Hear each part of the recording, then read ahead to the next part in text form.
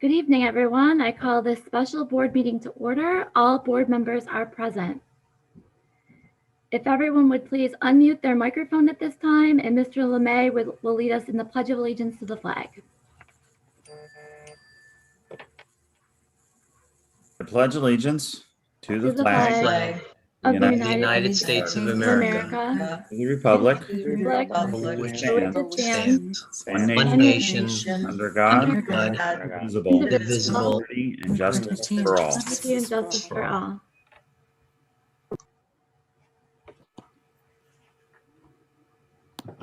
Thank you, everyone. Is there a motion to approve the agenda as amended? Thank you, Mr. LeMay. Mrs. Beeger, second. Any discussion? All in favor? Seeing all hands up, motion carries unanimously, 900. All right, item 3A is the report of independent counsel. I will now be reading a resolution, and board members, you can follow along in board docs if you wish to view it. Whereas the district did not begin school for every student on opening day for the 2020-2021 school year, and whereas the board sought to fully understand the reasoning for the delayed reopening and failure to start school on the same day, and whereas the board requested its outside attorney engage in an independent review and analysis of issues surrounding the above. And whereas the board properly received a confidential independent report from its outside attorney regarding the above, and whereas the board requested its outside attorney engage in an independent review and analysis of the surrounding, whereas such report is covered by the attorney-client privilege and is otherwise exempt from disclosure, having been received properly in executive session of the board, and whereas information communicated within and as part of the report and its exhibits is covered by the attorney-client privilege, as well as executive session materials, otherwise except from disclosure, whereas the board desires to be transparent and forthright with the Williamsville Central School District community. Now, therefore, it is hereby resolved. I have 3 items to read. Number 1, that the board authorizes the district, through its district clerk, release the March 4, 2021 report of the independent counsel regarding the district's failure to begin the 2019-2020 school year for every student on day 1, and corresponding exhibits with student parent names redacted on the Board of Education page of the district's website, March 24th, 2021. Number 2, that the board approves the disclosure of information of executive session discussions and/or material as identified in the March 4th, 2021 report, only and specifically.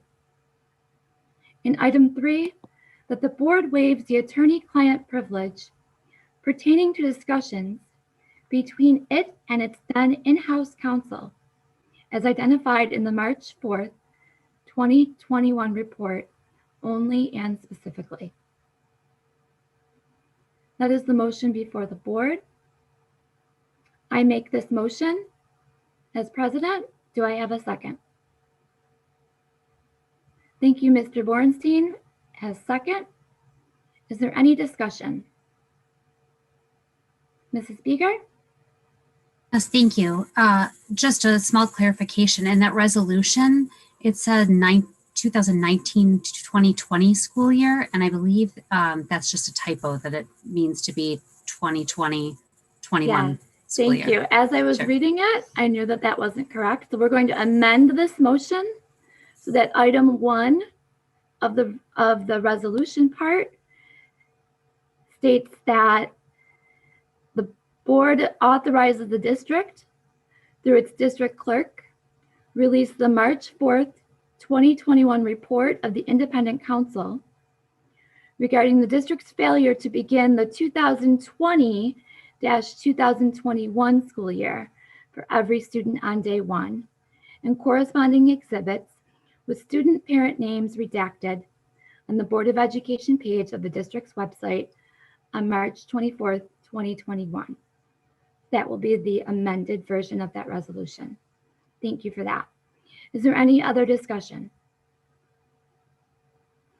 Seeing none, all in favor to approve the resolution as amended with the clarification of the year? I see all hands up. Motion carries 9-0-0. Thank you. And I just want to say that as spokeswoman for the Board of Education, we are pleased to receive this report, share it with all stakeholders, learn from it, and put the difficult time behind everyone in the district. There are many positive things happening in our district. We have much to be thankful for here in Williamsville, and we look forward to moving forward with positivity, gratitude, and hope. Thank you. Moving on to item B. This is to approve the date, time, place, and resolutions for the 2021 annual district vote and public notices. May I please have a motion to approve the date, time, place, resolutions, and public notices as presented in your board docs packet? Thank you, Mr. Mecca. May I have a second? Ms. Kazmarek-Bogner, thank you. A second. Is there any discussion? Seeing none, all in favor? Seeing all hands up, motion carries 9-0-0. In the president's report, item C is a discussion item that may become an action item. I want to discuss the possibility of meeting in person with our Board of Education meetings beginning in April. Just a few things I want to share with you, and then I'll open it up and we can just decide if we want to bring a motion or not.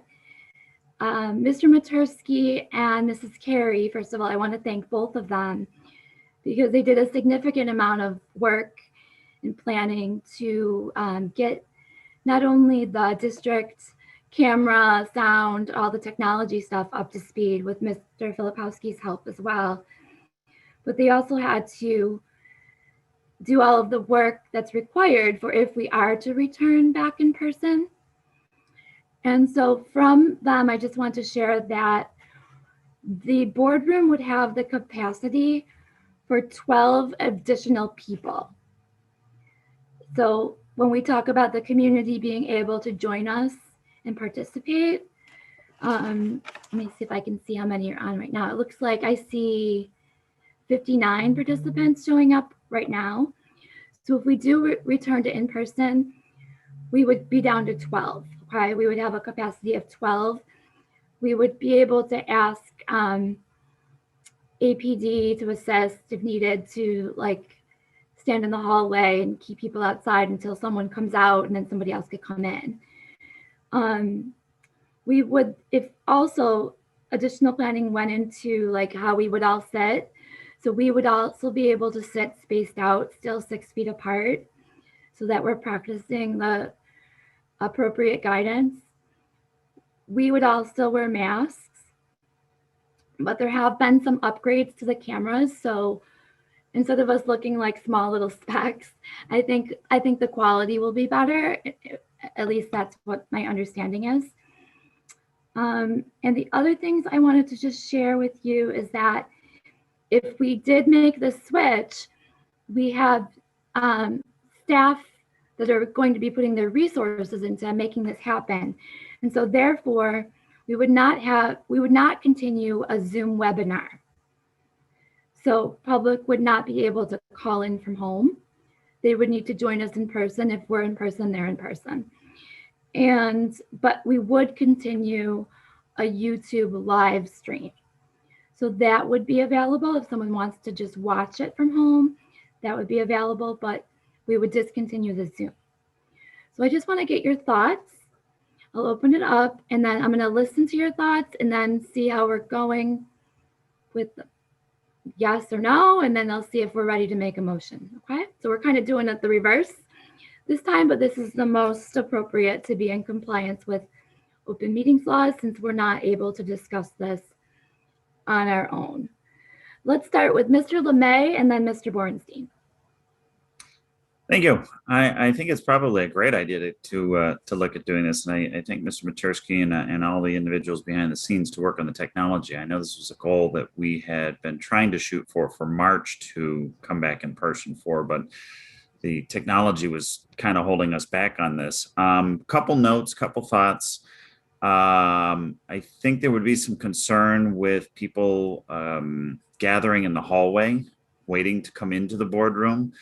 So I think we might want to consider maybe opening up the auditorium at Casey, since it's attached and it's literally just down the hall a few more feet, that potential prospects or people coming to view the board meeting can come to there.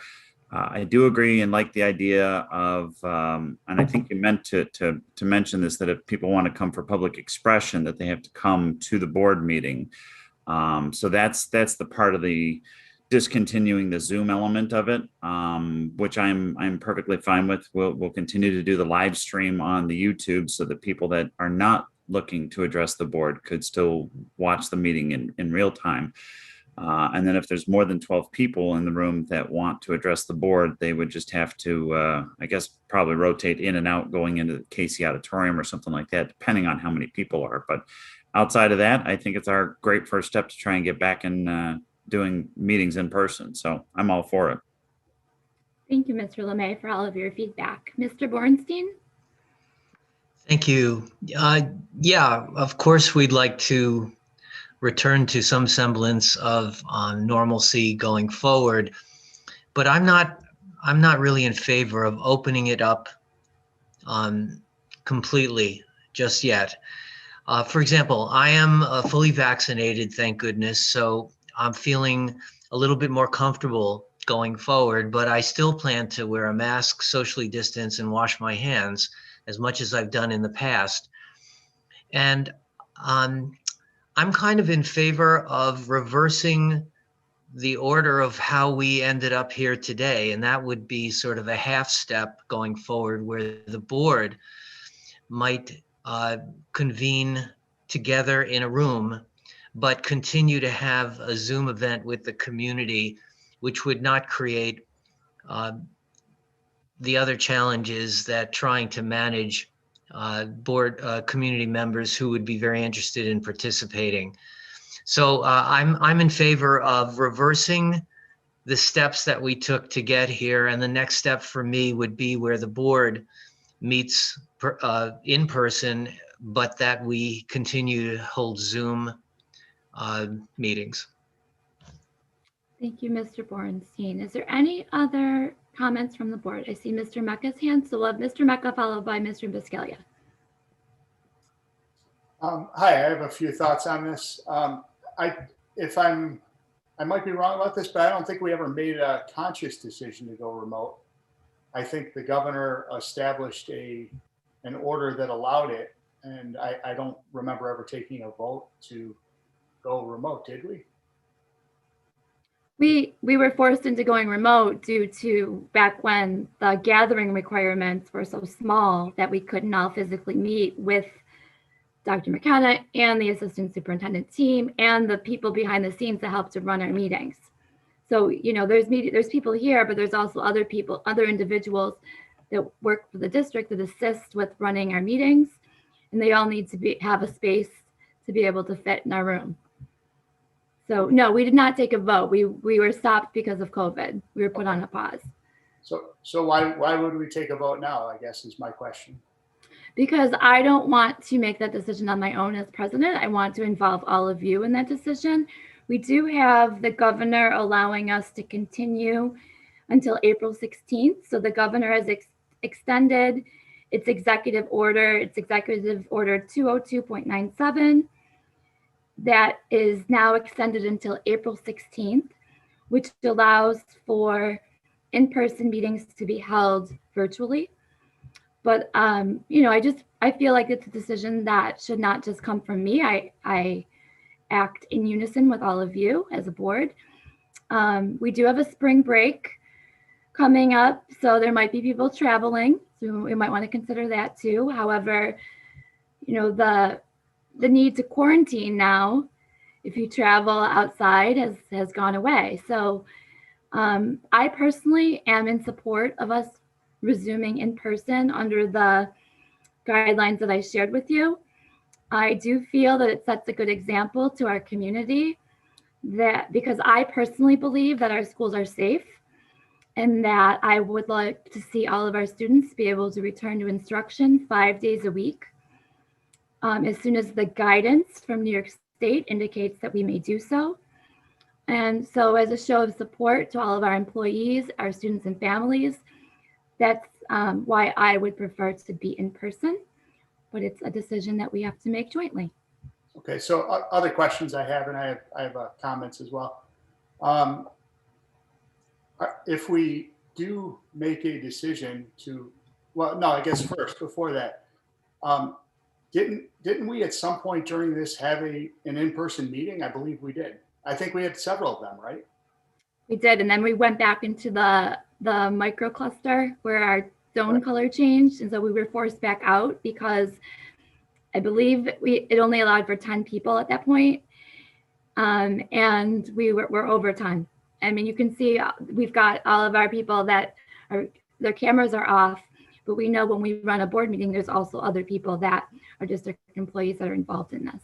Okay, so then that might answer another question I had. I was curious about how the number 12 in the audience was established, and that's probably the total number of people that can be in the room at that point in time, in addition to us and all of the staff. Mrs. Carey, would you like to speak to that, if you don't mind? That's correct. Okay. It's 12 people set up socially distant in the gallery section, if you want to call it that. So you'd be, all the board members would be at their board table, and then the assistant superintendents and the labor relations specialist will be out almost in that gallery area as well, set up on their tables. And then 6 feet apart, Mr. Matursky and I sorted out that that's the distance between, it would be 12 chairs. So that number was established, was established based on the capacity of the room, not a limit that we have to maintain in terms of a gathering? No, it's based on social distancing.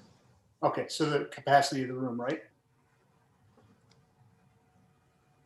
Also, social distancing within that room with all the people that are in there, Okay. socially distant, is what we could fit in that gallery section, in that back section. Okay. And then overflow would be able to go into Casey. Right. So it is conceivable then if we held our meetings elsewhere, then there might be more room for audience members to attend if we wanted to do that, right? You mean instead of having a board meeting not in the district office? Right. If we were to go down that road, we would need to allow Dr. McKenna, Mr. Matursky, and everyone to set that up and plan for us, because we have a expensive camera system, all that technology that might not be movable, but I can't specifically speak to that. Okay, just asking the question. So it's the capacity of the room is our limiting factor on the number 12 in terms of audience members. That's correct. Number 12, and Deb Radis, Nick Filipowski, and David also worked on the logistics and the audio and getting the for streaming. They did all that testing last week. Okay. And still are. Yep. Yeah. All right. So then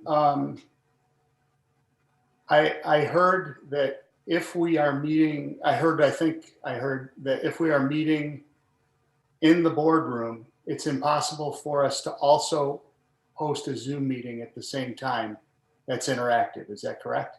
We didn't say it was impossible. We said we would choose not to do it because it would require additional resources. So the resources of our employees who are going right now towards setting up this Zoom meeting, they now have to spend their time preparing the boardroom space, making sure that we have all of our accommodations so that when people do join us, they can be safe. Okay, I'm just concerned about two factors. One was the limit of 12 people for public expression, perhaps.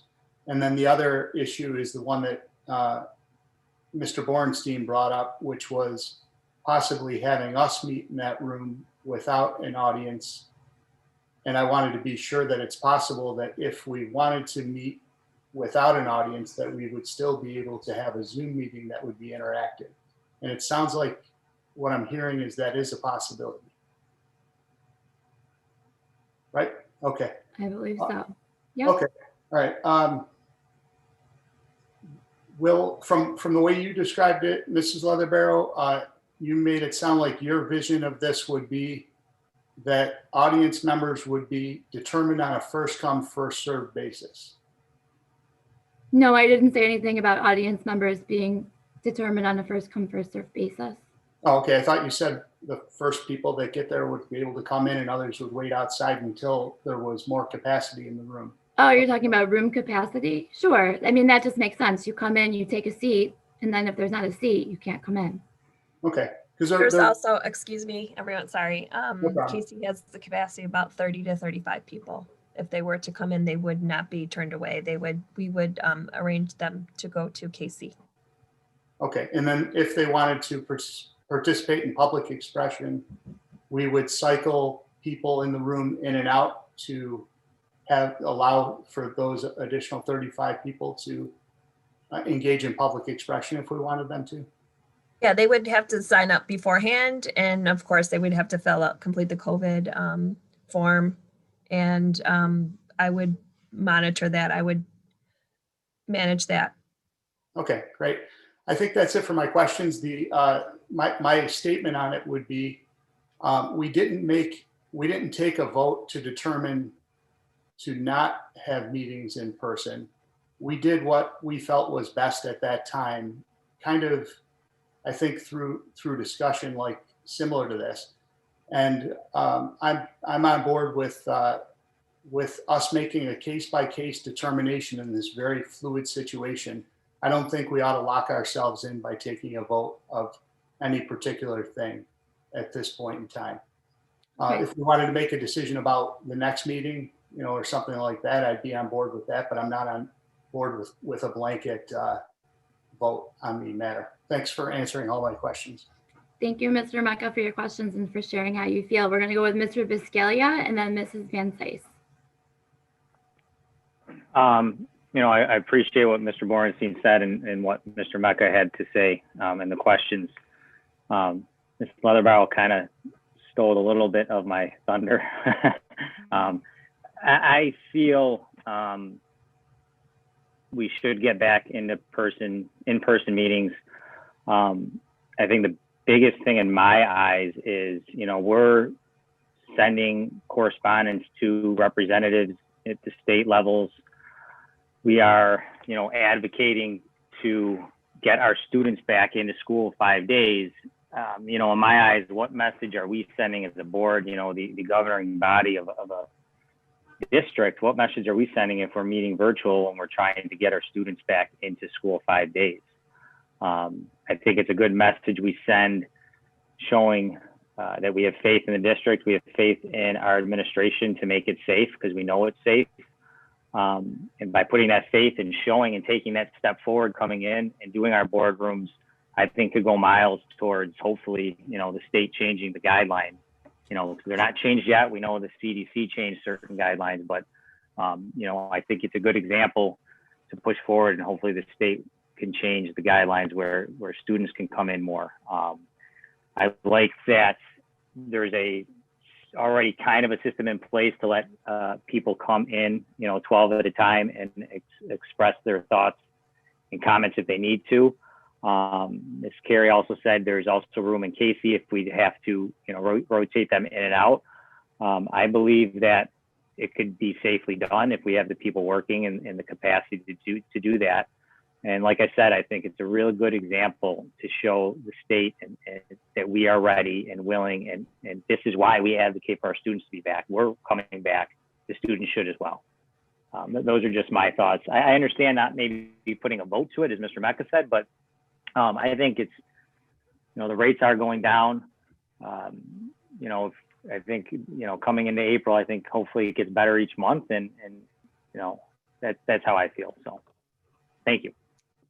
Thank you, Mr. Viscalia. And the only reason why, I do want to try and have a decision come from the board is I'm personally going away during the April break.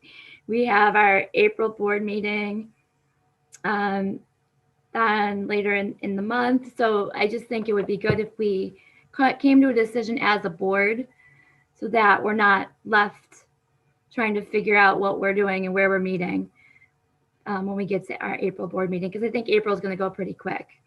Mrs. Van Slyce, you had your hand up? Yes, Mrs. Leatherbarrow, I appreciate you bringing this, and we do have to have a discussion because people have all their different feelings, and every month people are changing. So I think this is the best way to be efficient, to come up with one determination. So although it might not be a vote, there have been many back and forths, and I think we need to move forward with a sound decision. I am, as many of you know, I am totally in favor of going back in person. We are all going back to our jobs. We are all existing. No one is bound to their houses anymore. This is very important business that we are conducting. And although we've run very efficient and productive meetings via Zoom, it is time that we come back in person. And quite frankly, there are many other school boards that are already resuming in person. So I think that 100% we need to come back, and we need to continue our work, our diligence, but collectively together. Thank you. Thank you, Mrs. Inslice. Does anyone else from the board wish to comment on this, or does anyone wish to make a motion one way or the other? Because if not, we will just continue as we are and see how it goes. But I would prefer to have a direction of where we're headed. I see Mr. Mecca's hand up first. Sure. I'll make a motion that we determine our board meeting status as we have been doing on a case-by-case basis. All right, on that motion, is there a second? Mr. Borenstein, thank you. Any added discussion? Mrs. Beeger? You're muted. Yeah, sorry. I guess I'm just unclear on this motion. So when I'm not sure then when we would make that decision. For me, and I understand what you're saying, Mark, that we decide one meeting at a time, but guidance is changing all the time. For me, I fully support returning back in person, and I would rather see a motion that just says we're returning to board meetings rather than case by case. If guidance were to change and bring us back where we're all back in quarantine or isolation, then we would have to do that as per governor's orders as we did. So I support your thinking, Mark, but for me, I'd rather just see us making a motion to return back in person. Thank you, Mrs. Beeger. I want to just handle one motion at a time. So does anyone else wish to discuss this motion, or can we go ahead and vote on it? All right, all in favor of Mr. Mecca's motion, which was basically to not take a definitive action, but to see how it goes. All in favor of that, please raise your hands. Okay, I see 2 hands up. Opposed?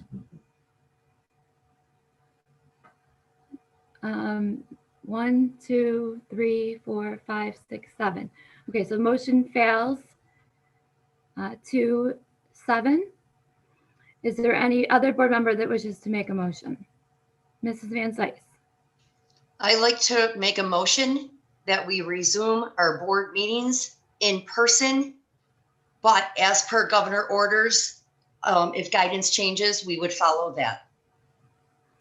Mrs. Van Slyce's motion is that we resume in person. for our next scheduled board meeting following all governor's orders. Is there a second on that motion? Mrs. Kazmierzak Bogner is our second. Any further discussion? Mr. Lemay.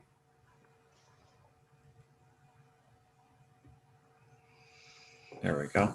Can I amend the motion and add to it that we would remove the Zoom element and bring in participants based on social guidelines to 12 in person to address the board? However, we would still live stream on YouTube. And any overflow could go into the Casey Auditorium and rotate in to address the board during public expression. So I'm just making sure I have this written down. It sounds like your amendment is what I initially proposed. So we would have the Zoom room eliminated. We would have an overflow if necessary in Casey.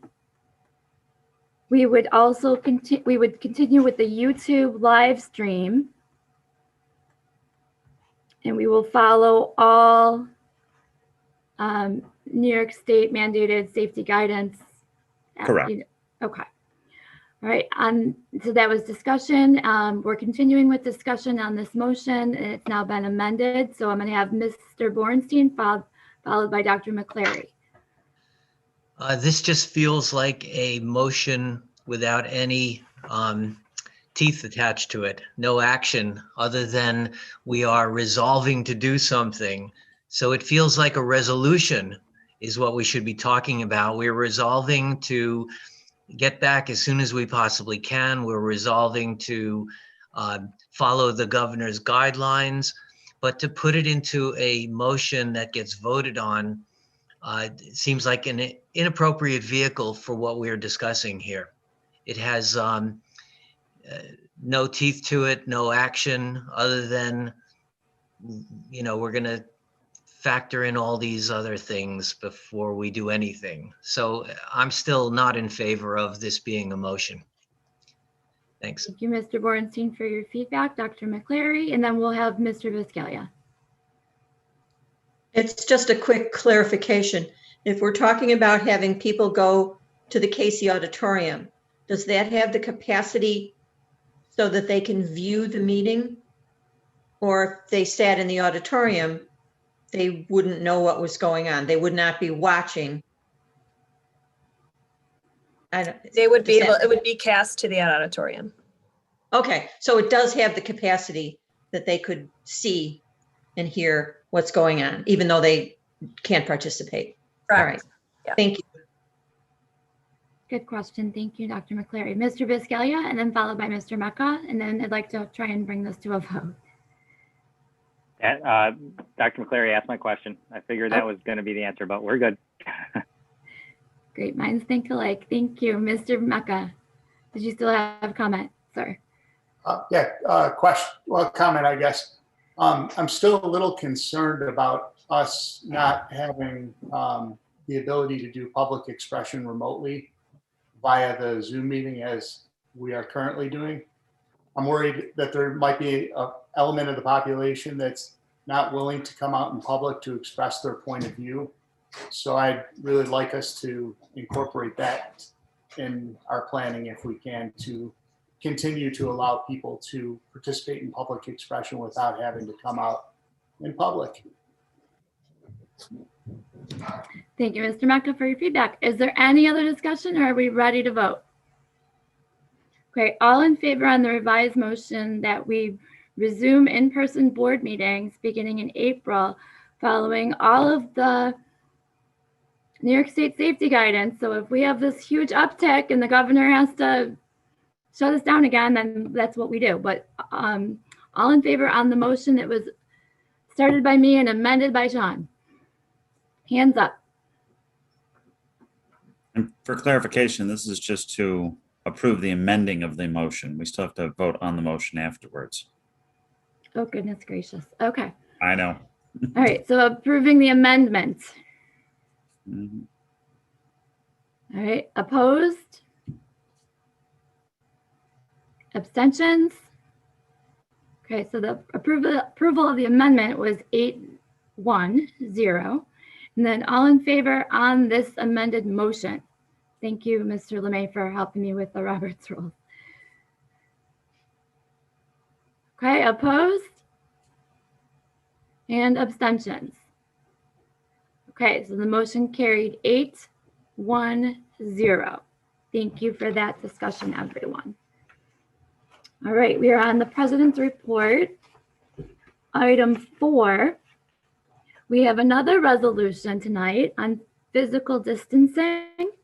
And at this time, I will call on Mrs. Beeger to read a motion that was co-authored by both Mrs. Beeger and Mrs. Kazmierzak-Bogner with assistance from one of our neighboring school districts. Go ahead, Mrs. Beeger. Yes, thank you very much, Mrs. Leatherbarrow. The resolution that I'm about to read, we had heard that a neighboring school board was looking at the physical distancing for performing arts. And given the release of the CDC updated guidance that came out on Friday, we felt it was necessary as a school board to advocate for what we believe around physical distancing. So I'm going to read the wording for the resolution that we have written as a board. Myself and Mrs. Kazmierzak-Bogner put together the wording of this, and it's also available in public content on our board docs. Whereas the Board of Education Board of the Williamsville Central School District recognizes and affirms that in-person instruction and participation in activities, including the performing arts, remains both a priority and powerful educational experience for the district students.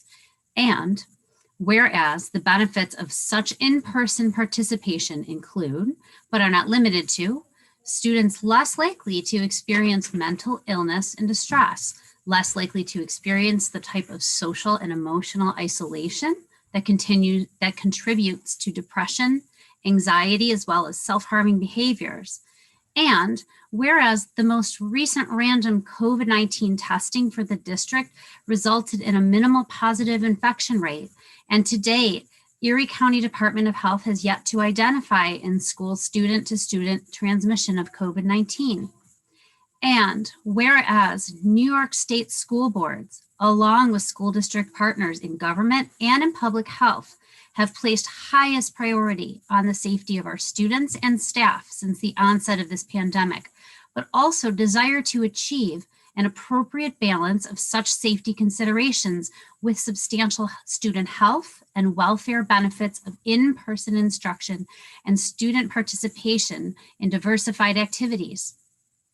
Whereas in early March 2021, when the district surveyed parents, guardians of current students asking if there is a change in state guidance allowing for increased capacity for full-time in-person instruction, which instructional model would you choose? 82% of respondents selected full-time in-person instruction. And whereas on March 19th, 2021, the Center for Disease Control and Prevention, CDC, has updated its minimum physical distancing guidelines in classrooms from 6 feet to 3 feet and clarified that during activities when increased exhalation occurs, such as singing and playing wind instruments, to distance 6 feet. Now, therefore, be it resolved that the Board of Education of the Williamsville Central School District hereby supports that New York State review and update the mandated requirements for all in-person instruction and activities, including the performing arts, based on the current science and data for physical distancing requirements.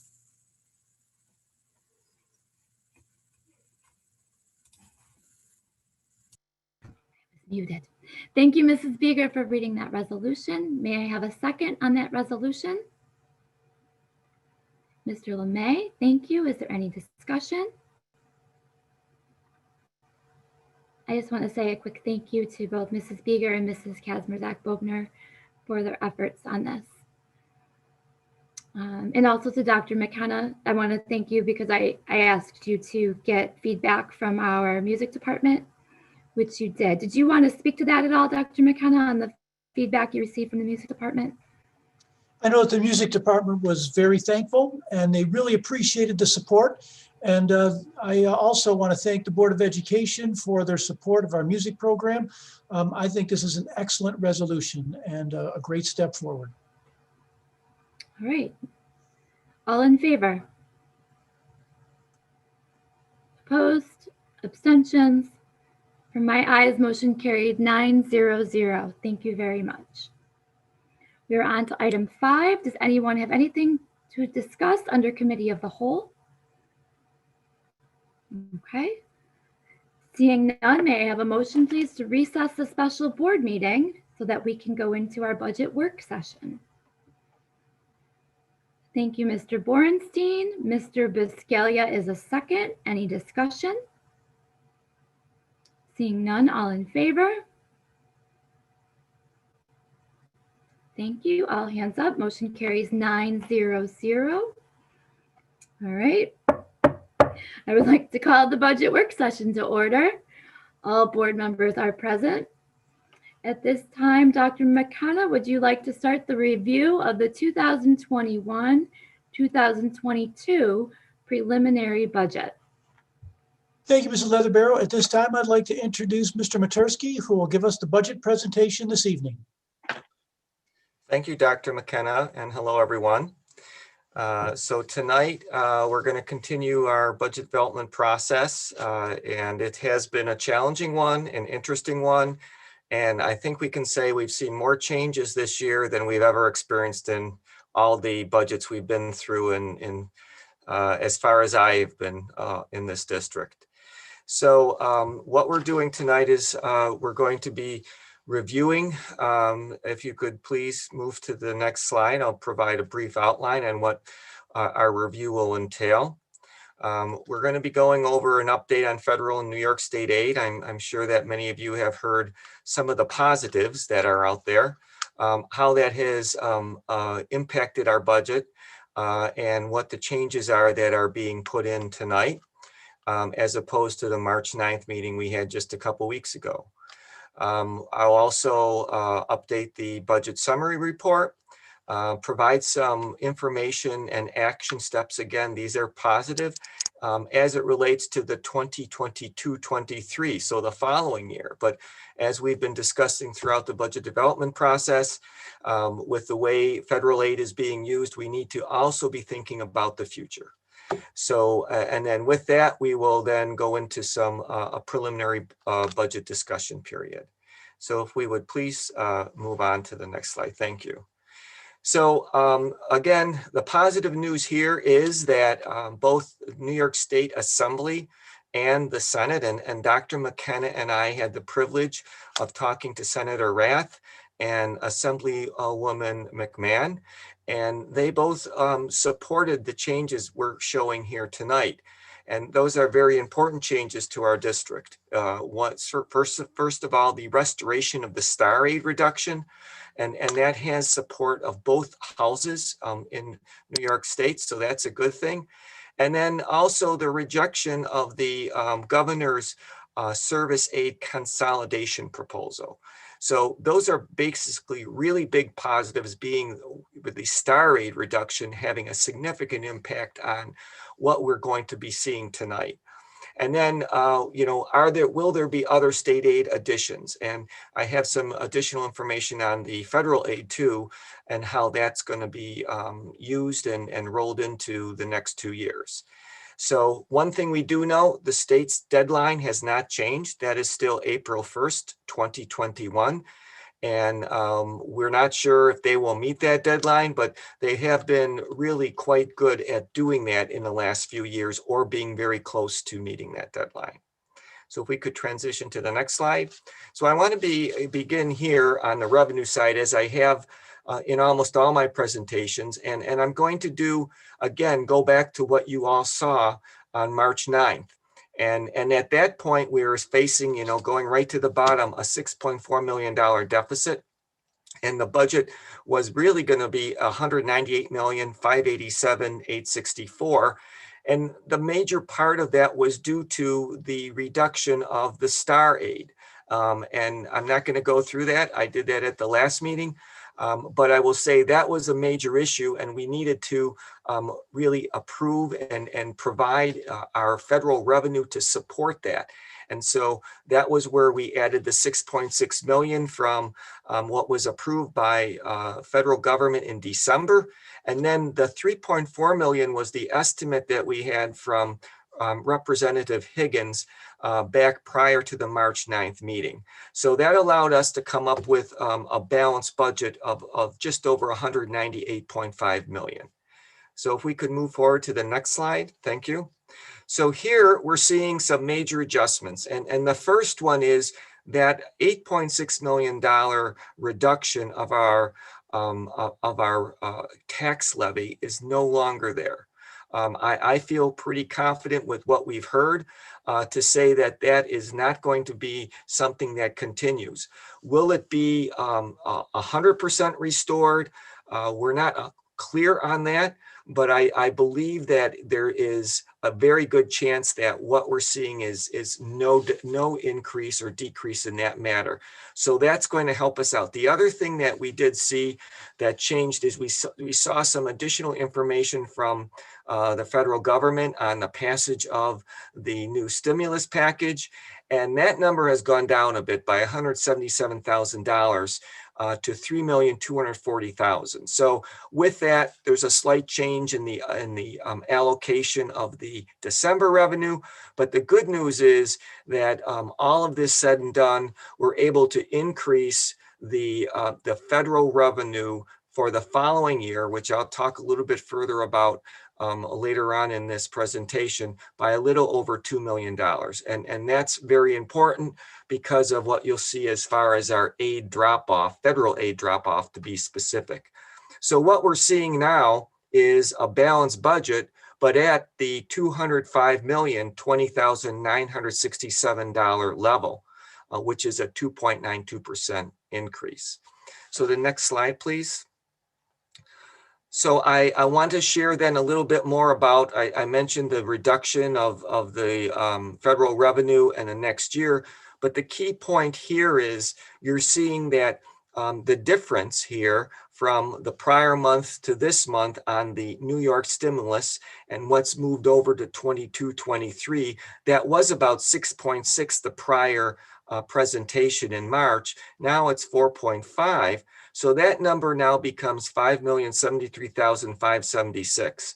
And again, that's going to be important. I'm going to show how much we're going to be still in deficit in that 22-23 year in a couple slides.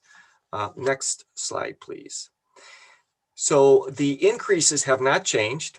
We're still looking at the 4.7 in salary, the FICA, the New York State retirement systems, and our BOCES increases. So they are stable, and that is a $5,821,237 increase. And again, that total budget 205,020,967 is now what we are able to support from the revenue side. Please transition to the next slide. And so here again is the balanced budget session here. We've seen that the stimulus, as I said, is reduced. The major change here is due to STAR reimbursement or the restoration of that. And I think that's what's going to provide us with the best opportunity here to have a sustainable budget, not for this year, but for the following year. Next slide, please. So if we look at the statistics, 205,020,967, 2.92%. Tax levy is 133,790,000, 2.59% increase, and it is under the tax cap. Tax rate is still $18.04, 2.59%, and that's based on the prior year assessments and the prior year equalization rates.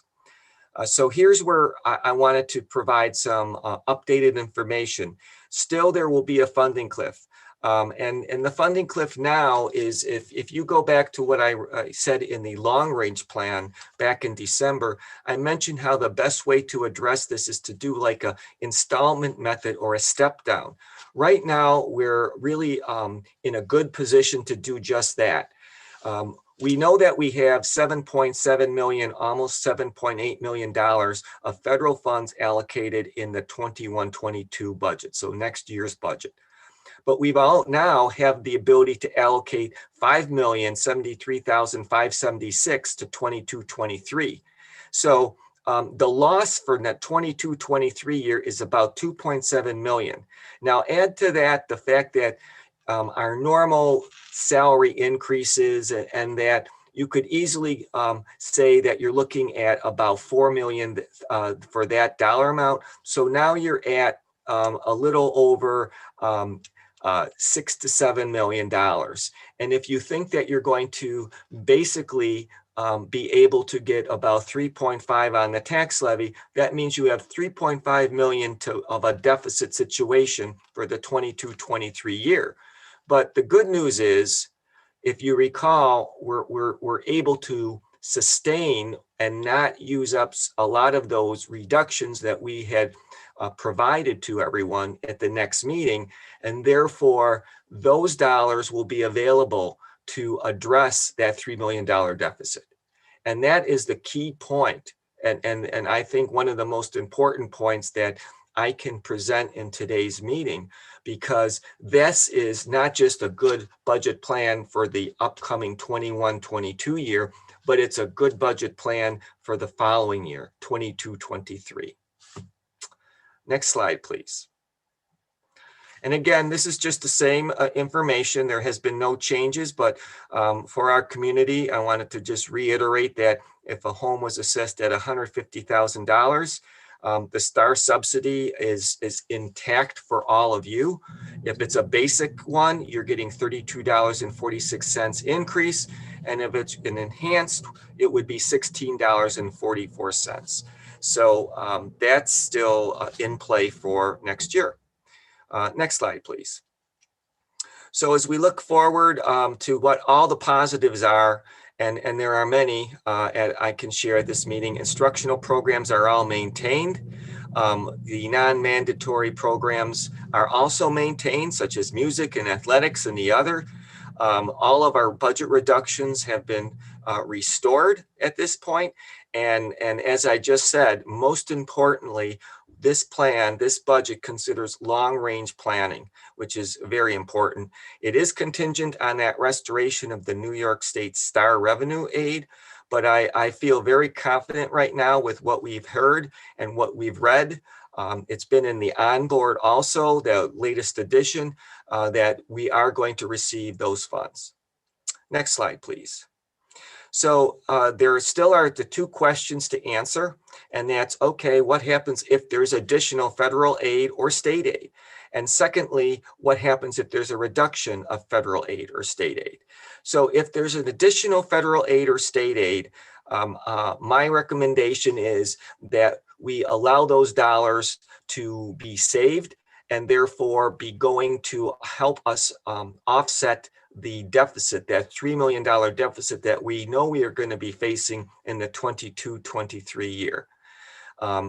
The other thing I do want to mention as far as a reduction of federal aid, one of the, as more information is coming out with that $3.2 million number, we're also seeing that it's going to follow some of the previous federal guidelines. And some of those guidelines also require that that amount actually have a piece that goes to our non-public schools that are within our school district. So although our allocation might be a total of $3,240,000, the Williamsville allocation might be less. It could be 2.8 million. So again, we have to have some flexibility to be able to, within our budget, to manage that. And I think that is what this budget still does. So if there are other reductions beyond that, then we would have to look to some of those lists that we have provided the board and the community at our March 9th meeting. The retirement amount of 1.4 million, a 25% reductions, fund balance, and or maybe using more federal aid. So all of those are doable. But I think the key is to make that balance so that we're not reducing too much of the allocation going to the next school year's budget planning cycle. because you don't want to have that funding cliff, because that's going to allow us to sustain program. Next slide, please. So with that, the remaining action items for tonight is for me to certainly consider feedback from Dr. McKenna and I and our leadership team. If there will be any updates to New York State aid, that will be impacting what we may do in a final budget. If there's a direct aid payment that comes to the district, that's probably not going to happen from everything I've read, but it's not impossible. But we would have to understand that and see how that would work. And we are still scheduled for budget approval on April 13th. So with that, open it up for budget discussion.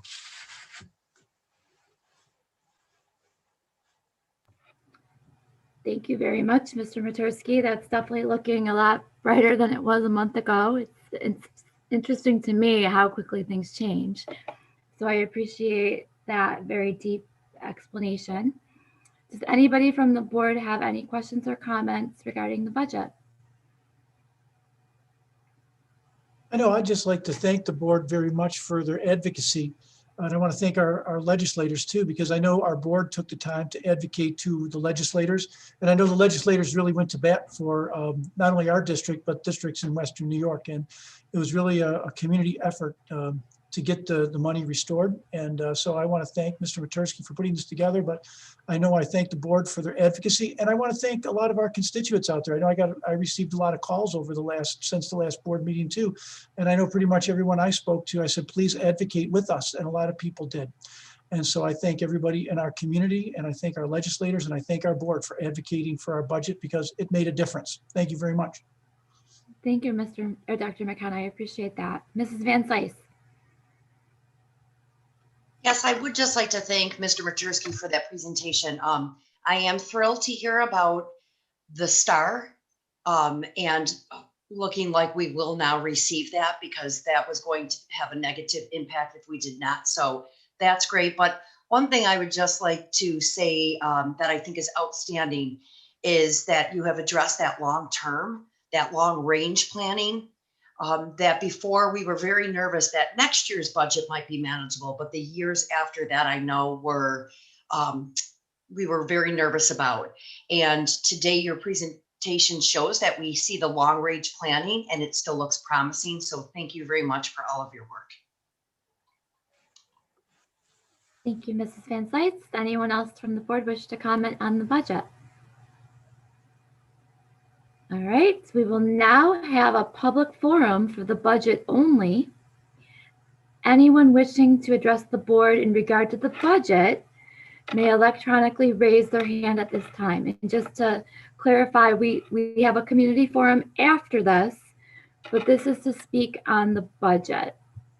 I'm going to click on participants. I'm going to click on attendees.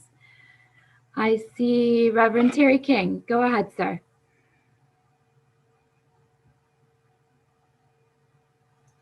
Good evening.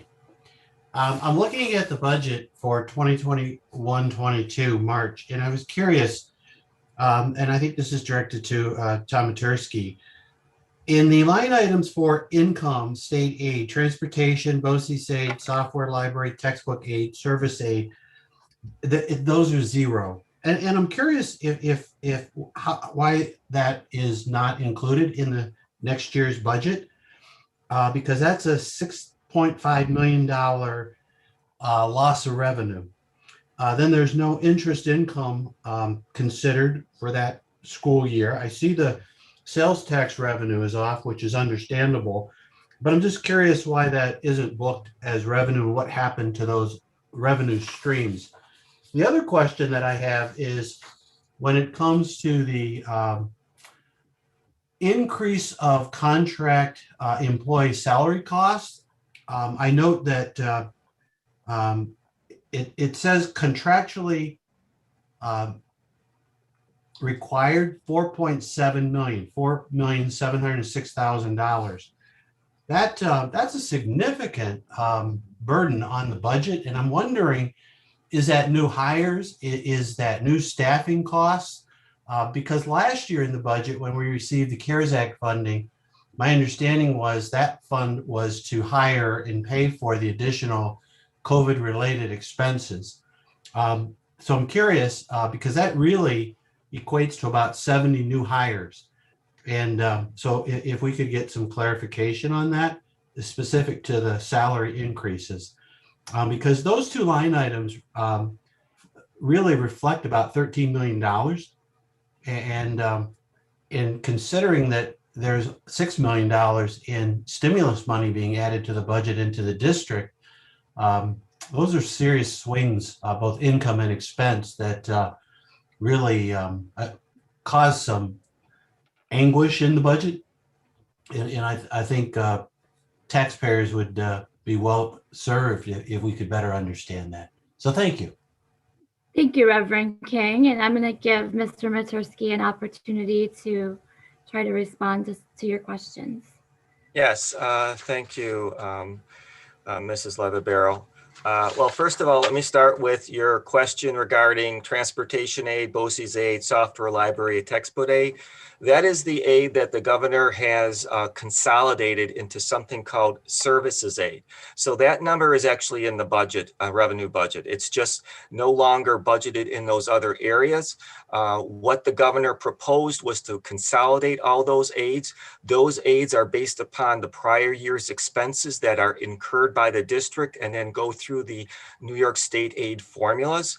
The governor had proposed, if this were services aid were to occur, that those aid amounts would be frozen. You would never get another increase in those categories. So that's why you see no dollars in those categories in the revenue budget. The other thing you mentioned was interest earnings. Interest earnings on district investments. We are required by law to be very conservative in what we can invest. We can invest in TDAs, or time deposit accounts, DDAs, demand deposit accounts. We can entrust in treasury bills and certificate of deposits, and that is it. Right now, our DDA and TDA accounts are earning just above zero. So there's not a lot of interest earnings that we are able to obtain. So that is why there's a significant decrease in the interest amounts. In addition to that, the general fund does not actually receive all of the interest earned on our investments, because the laws are very clear that when you have dollar amounts that are in reserves, and we do, as you know, have some reserve dollar amounts, those reserves have to have those interest amounts allocated to them at the end of the school year. So that then is not available for general fund revenue. It actually goes back to the reserves and is done in an entry. Your last question regarding the increases are all contractual. Yes, we had received some dollars in federal aid, but remember, those are one-time revenue sources. Our labor contracts have required increases that we have to do every year. And as a result of that, the increases are normally averaging somewhere around 4.7 up to 5.2 million, depending on the labor contracts and how those settlements are. And they're multi-year contracts. And with triborough law, even if the contracts are not necessarily agreed upon with a new succeeding contract, any of the contract terms, including salary increases, would continue until a new contract has been agreed upon by both the district and the labor unit. So I think those were your questions. If you have anything else, certainly be happy to address them. Okay, thank you. I'll be monitoring here, but we're going to go on to our next speaker. And this is regarding the budget. I know we're after our 8 o'clock mark, but we're still on the budget forum for anyone who has just joined us. So Dr. Lippman, I believe you're up next for any questions or comments on the budget, sir. You just have to unmute. Okay, I'm ready. Thank you for the time. As a former Board of Education member involved in 9 budgets, I would like to share my appreciation for the budget insights and competency of Mr. Matursky. His budget skills and expertise bring a great value to this process, as does the input of the Board of Education and the community. As I've always said, in these challenging times, the balancing act was always to offset expenses with appropriate and predictable budget streams. It's nice to see that revenue broke in our favor over the last month. I do have some concerns, and Mr. Matursky spoke of that briefly. My concern is that projected revenue in this year's budget may not be consistently available in the future, which could possibly cause future problems. So I strongly recommend a careful budget now and to be very prudent in planning for the future, as Mr. Matursky expressed for the 21-22 budget. We need to always keep in mind balancing the needs of our students, our teachers, and the community. My final concern relates to the overall budget and the tax levy and the tax rate, which again, in my mind, is high and continues to increase. As I've always said, if we increase our revenue, we should try to save some money so the future doesn't look so bleak. And again, I thank all of you. It's nice to see everyone, as well as to listen to the budget presentation. So I thank you all. Thank you, Dr. Lippman. Mr. Matursky, did you wish to respond to any of those points? I would just say that we are always looking at the future. And I'll go back to what I mentioned back at our March 9th preliminary budget meeting, where one of the things in this budget, and especially on the revenue side, that I believe is a positive item also, is that all of the other revenue categories are adjusted correctly. So if you go back and you look at that budget, you're seeing that there's about a $2.7 million reduction in those items, such as interest earnings, in those items such as fees and other items. So those are reflected to what we're receiving today. And I do believe that you're going to see those increase. I did listen to a JP Morgan economist about 2 weeks ago, a week and a half ago, and his point of view was that COVID is not like the economic impact of COVID is not like something that would be driven by a recession. His point of view was that the recovery from COVID will be much quicker than what happened in a normal recession. If that holds true, those other revenue categories are going to spike up, and that will be perfectly planned for the year, which is really not just 22-23, but 23-24. And so I mean, I'm looking further out. I'm looking at 2 years out from next year's budget. And I do see that I think it's very positive for that long-term view. Thank you very much, Mr. Matursky, for that response. Thank you, Dr. Lippman, for your questions and comments. Before I go on to our next speaker, I just want to point out we had a little tech issue. So those individuals who are at district office, they lost their live stream and they're working to resolve that. So Dr. McKenna is not with us right now on this call. Neither is Mr. Nick Filipowski. Mrs. Carey was bounced off, but she just made it back on. Mr. Matursky, are you at work or are you at home? I'm actually at home. Okay. Your home looks like your work. It does. I'm not surprised, sir. Okay, so we're waiting to try and get those individuals back on. But Mr. Matursky, if you're okay with that, we can continue with the budget questions since you're the one we need to answer the questions. I am fine if you're fine. All right, sounds good. So we're going to go on to Dr. Ranjan Reddy, and this is just on budget issues. We will be starting our community forum after we've answered all budget-related issues. Dr. Ranjan Reddy, are you able to unmute? Yes. Go ahead, sir. Thank you. This is my first question. Is it possible for the school district to publish the payroll for the employees so that we can see how much each employee is getting a raise every year? And my next question is, can you please tell us how much money and time was spent on making YouTube videos by Mr. John McKenna, because he's very busy making videos rather than meeting parents? And my third question is, you mentioned something about Goldman Sachs, how they're predicting that the recovery is going to be good. I would like to say a few points. You may disagree with me, but with the remote working happening in a lot of cities, a lot of people are moving out of New York State. Ultimately, this will end up affecting the revenue of the New York State as well as the whole, even the Williamsville School District budget.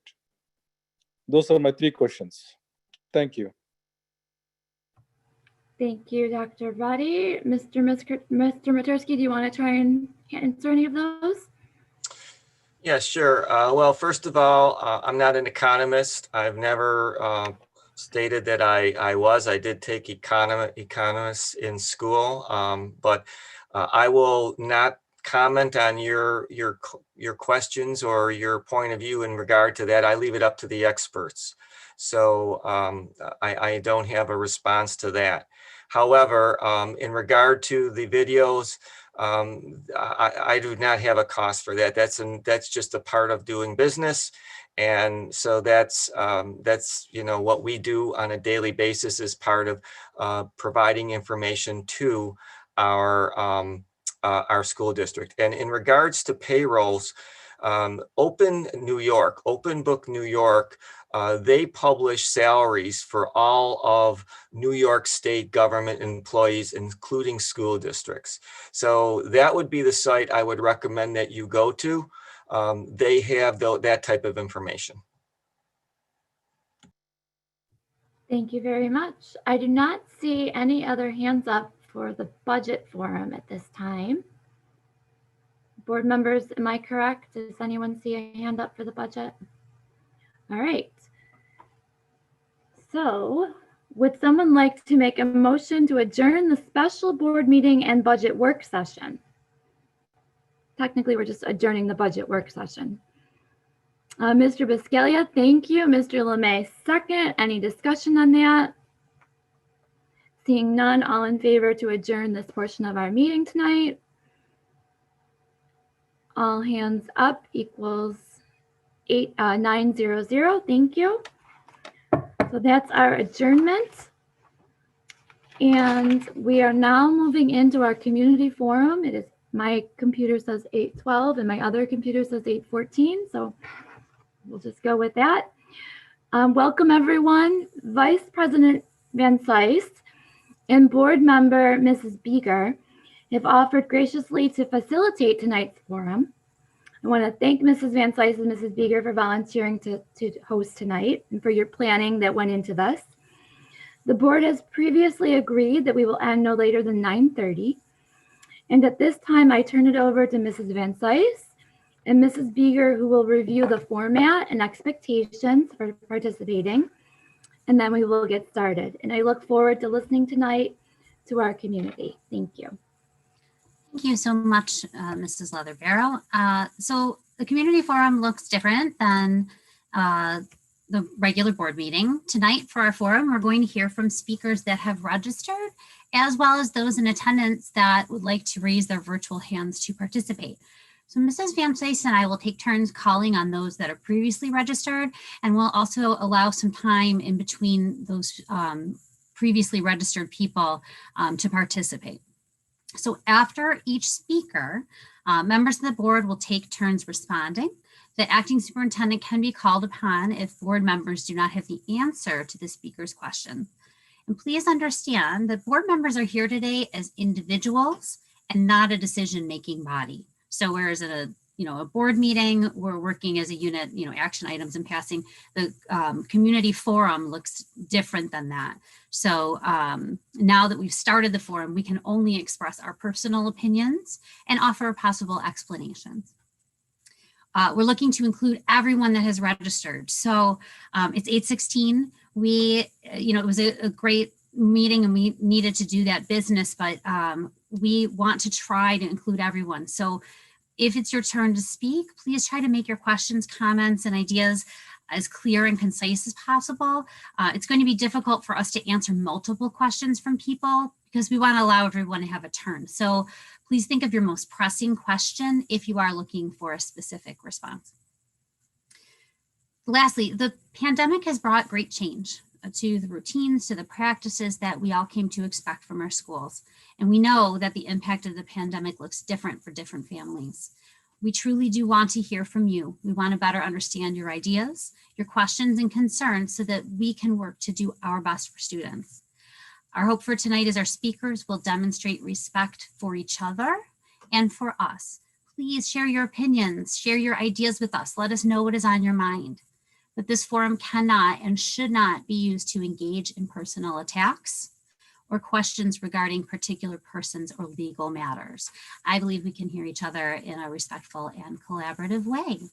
We look forward to hearing from you all. I'm going to get started in calling people that have previously registered. If I call your name and you're here, normally, you know, we're in the Zoom world and I wish we were in the same room where we could see each other, but we'd love to see all your beautiful faces. So when it's your turn to talk, please feel free to turn on your camera if you're comfortable doing so. We're going to start our community forum tonight with Jennifer Weinstein.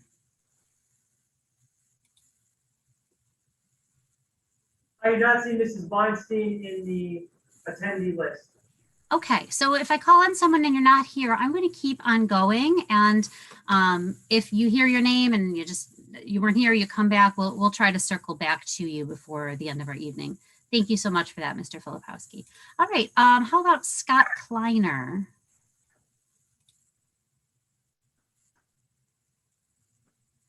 No? I do not see Mr. Kleiner either. Okay. How about Reverend Terry King?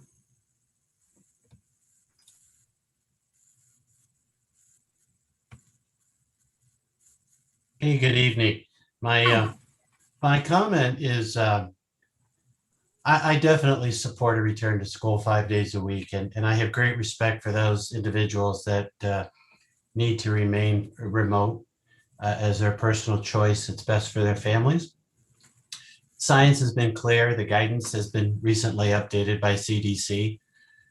Yet the school board, which I believe has the influence and the power to return our kids to class 5 days a week, have not made that decision and rely upon New York State Department of Health to provide updated guidance. While other districts in the state, publicly funded districts, are 5 days a week and in-person learning. So my question is, what is it that holds the board back from making that bold decision directing Dr. McKenna to return to class 5 days a week? Because it's not a reliance on the state, because other districts don't seem to be punished or have funding held back or threats of that nature. And the guidance from the State Department of Education and Health speak to the 6-foot rule. They also speak to alternatives with barriers and filtration, and now that we have vaccination. And so I'm just curious, what really is the motivating factor to our board where we're reluctant to make that bold decision? Thank you. Thank you so much for your question. Before I respond, I'd like to open it up to my fellow board members. Would anyone like to respond to this question about returning to school for 5 days? Mr. Mecca. Sure. I'm not familiar with any school and district in New York State that has all of their students in person 5 days a week. I do think Sweet Home has elementary students in person 5 days a week. I may be wrong about that. It may be 4. We have pushed our administration to work hard to figure out a way to get as many students back in as possible. And what we've been hearing is we need to follow the guidance from New York State and our attorneys as well. We've consulted with, we need to follow New York State guidance. And that's the story. We don't have room to accommodate students 5 days a week with 6-foot distancing. That's much where we're at. Our insurance company us that if we were to go rogue, you know, kind of as you suggest, and not follow New York State rules, that we would be uncovered in the event of lawsuits. So in our best judgment at this point in time, we have to follow New York State guidance and can't deviate from that.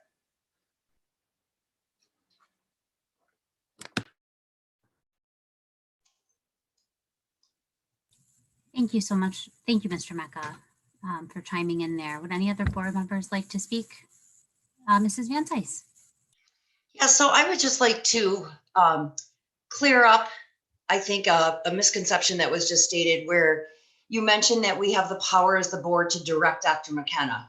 We do not have the power. We do have the power to direct Dr. McKenna in certain circumstances. However, our Department of Health, or each county, has determined which guidance that they will follow.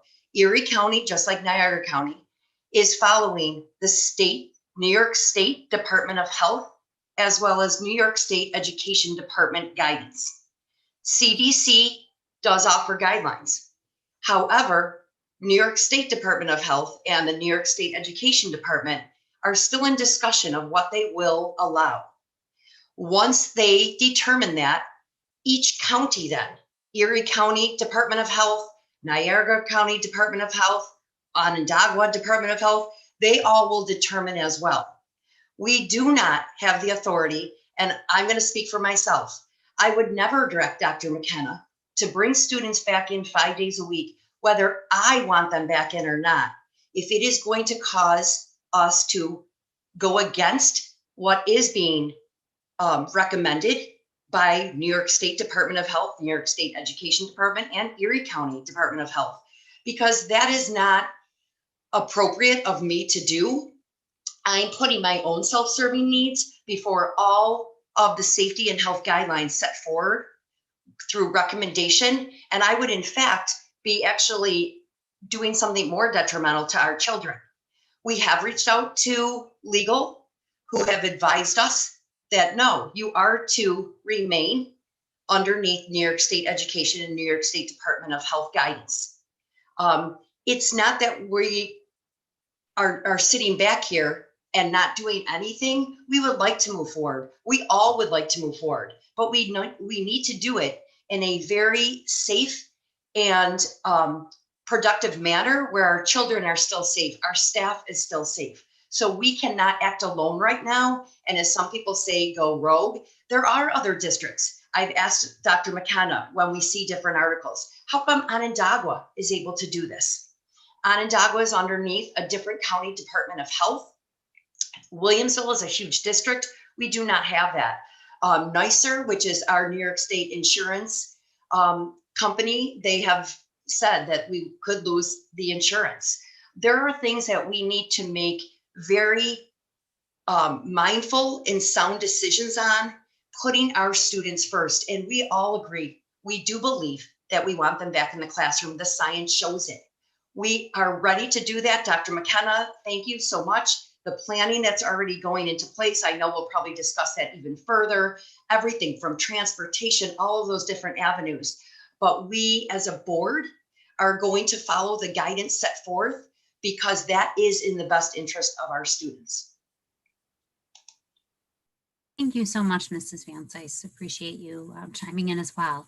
Mr. Lemay. Thank you. Two quick notes that I'll also point out on the subject, and I'm agreeing with both previous speakers here on the board. The state has also set a potential fine for up to $2,000 per incident per person. In a school district the size of ours with approximately 10,000 students, that's a $20 million fine potentially each day that we do that. Now, we can argue that that fine may or may not actually get executed and held against the district, but that's a very large number. And I don't think the taxpayers want to have to suddenly have taxes raised to offset, say, 20 million, 50 million, $100 million in fines because we wanted to bring students back. But on that note as well, I think it's been very clear that the entire board here is very eager. I know I'm certainly there, that when safety concerns are met, that we want to bring students back. And based on those new CDC guidelines, as it stands right now, based on the Erie County infection rate, et cetera, if we were to follow those guidelines, only elementary schools could come back to the 3-foot social distancing requirements, the rules that are in place. But all of our schools, as many people have noted, as Dr. McKenna has shown in his weekly update last week, we're all anticipating that these guidelines are going to change at some point. And we're bringing back the furniture into the schools, out of the warehouses, out of the garages and stuff like that. They're sitting in hallways, they're sitting in closets, they're sitting in parts of classrooms that aren't being fully utilized, being staged and ready to be deployed. So as soon as the state relaxes its rules and tells the schools that, yes, we can do this, and what those guidelines are, we're going to be, the district's prepared and ready and is going to pull the trigger and start moving very quickly to get and implement that as fast and humanly possible. So we're there. We just have to wait until we get the okay to move forward. Thanks, Mr. LeMay. I thought I saw some other hands up there. Mr. Borenstein and then Mr. Buscaglia. Thank you. And this is actually a great opportunity to address one of the concerns that I have when a constituent or a district resident approaches me about what's going on. And that has happened in Wegmans for sure, at Young's. And this is why we're here, is we like to be conduits of information going both ways. But when other school districts are referenced, and sometimes they are, why is Clarence doing this? Why is Orchard Park doing that?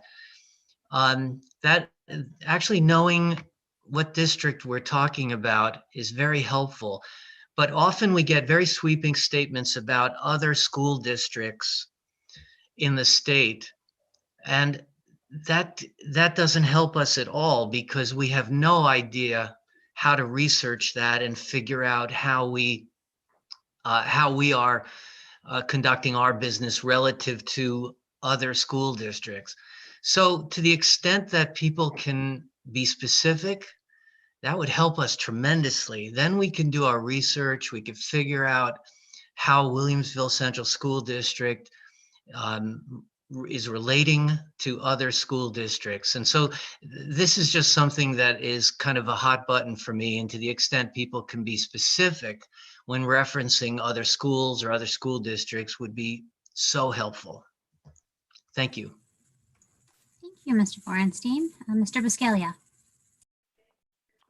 Yeah, being in tuned and having an advantage to connect with other districts. I know that many of the districts that parents have approached me about, and family members and community members, is I think the misconception is these districts that are going back 5 days or 4 days, they have enough students that are remote where they can fit students 6 feet apart, and they're not actually changing the guidelines to have those students back full time.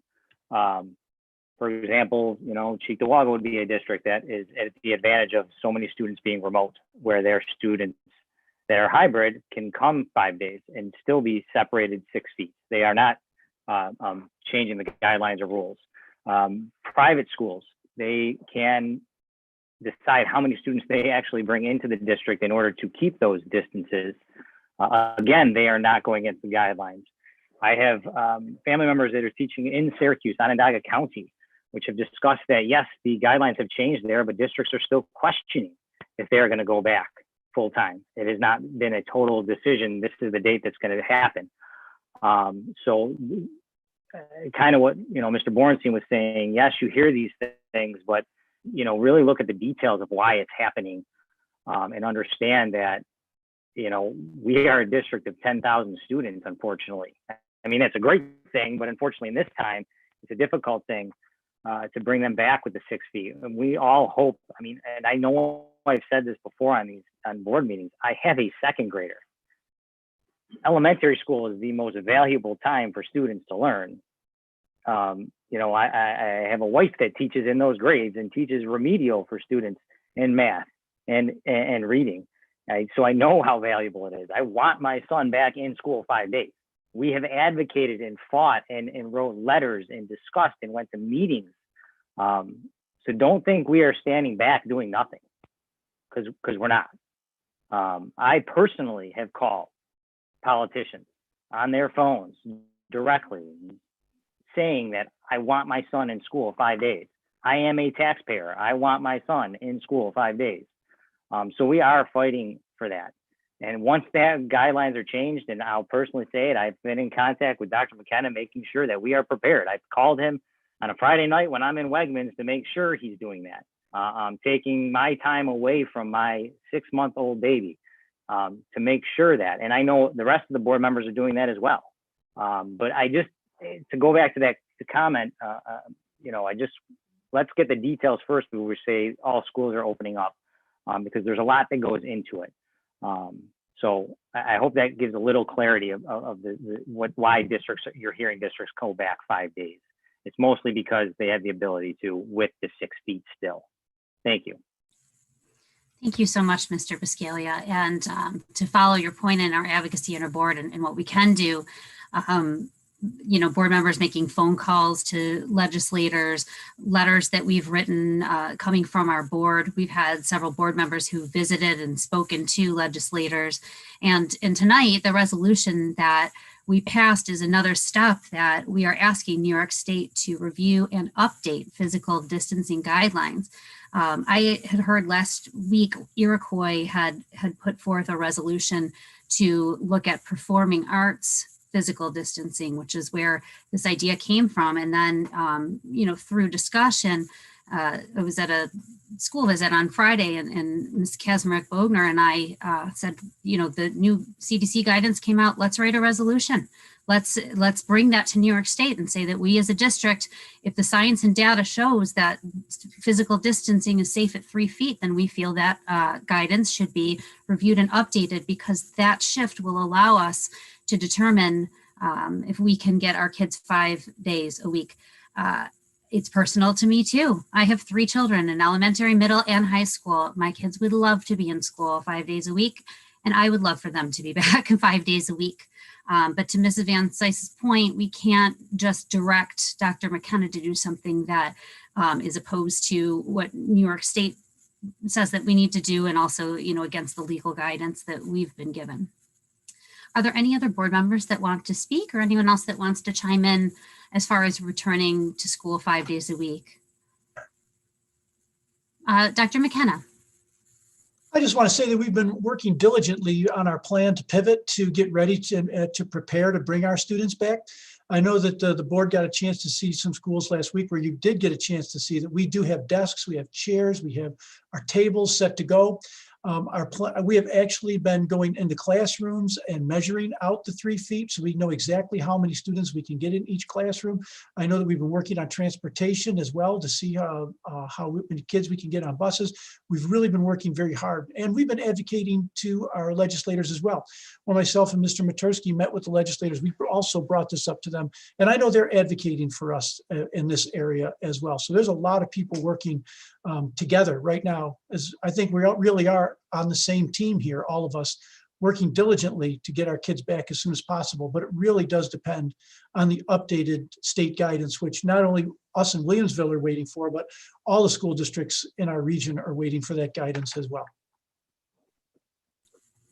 Thank you, Dr. McKenna. I appreciate you chiming in with that as well. I appreciate your question too, Reverend King. Thank you so much. So I've gone through a few people who have registered, and I see some hands up in our crowd. So I'm going to call on Mustafa Gaksak. Good evening. Thanks for having us on the community forum. Hi. I just wanted to bring to the attention of the board that in the Islamic tradition, the month of Ramadan is approaching, and starting on April 13th, The Muslims would be starting, those who are practicing would be starting fasting for a month. And that can be an intense period, especially in the beginning, especially for students, specifically in the middle school and high school.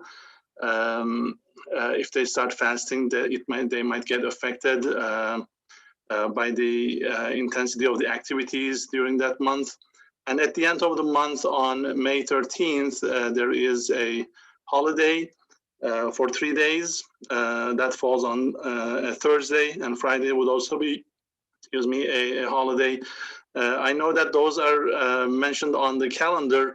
However, I thought that it could be really helpful if there could be a reminder for the school staff, teachers, and administrators about the upcoming calendar, just so the students are accommodated so that we can provide a culturally responsive education to our district. Thank you. Thank you. Thank you so much for bringing that to us, to our attention. And Dr. McKenna, regarding Ramadan and the different impacts that this holiday and practices have on our students, is there a structure in place or a way that we can ensure that our teachers are all aware of this and how these practices can impact kids, particularly if they're fasting? We do have a structure in place. Karen Greco currently, she keeps a calendar of all of the religious holidays, and she does make that available to all the schools, but it is good to remind people throughout the year. So we'll make sure that we do that. And I'm not sure if Dr. Balin is still with us right now, but Dr. Balin, perhaps you and I can speak tomorrow about this with Karen Greco to make sure that we get a proper reminder out to the staff. Absolutely, Dr. McKenna, thank you. No, thank you. It was a great question. Yes, excellent. Thank you so much for sharing that with us. And it's a perfect forum for that because we'll ensure that your words go through our staff and that our students are supported. Mr. Mecca. Hi. Along with that, I teach in a school that has a large Muslim population, and we try to provide space for them to go during meal times that's not the cafeteria. So Dr. McKenna, if there's any possibility of doing that in the schools, I'm sure it would be appreciated by the students so that they don't have to watch their peers indulging when they are not able to. Absolutely, Mr. Mecca. We'll make sure we look into that as well. Thank you. Thank you. Mrs. Leatherbarrow. Thank you. I want to thank the speaker for bringing that up to us. I also want to share that there's a considerable amount of culturally responsive teaching and professional development that's been happening within our district. Diversity is really an initiative that has taken a spotlight this year, even amidst COVID. Even tomorrow, I'll be meeting with the superintendent's community council. And I know that when Dr. McKenna had his first initial meeting, he spoke about how diversity was going to be an initiative this year. And as a result of that first meeting earlier, a few months back, we already developed some partnerships. We have a partnership now with the University of Buffalo, and there's a few other partnerships that are in the works that Dr. Balin and Mr. Scanzuzzo reported on a few months back at a board meeting. But I think it's really important that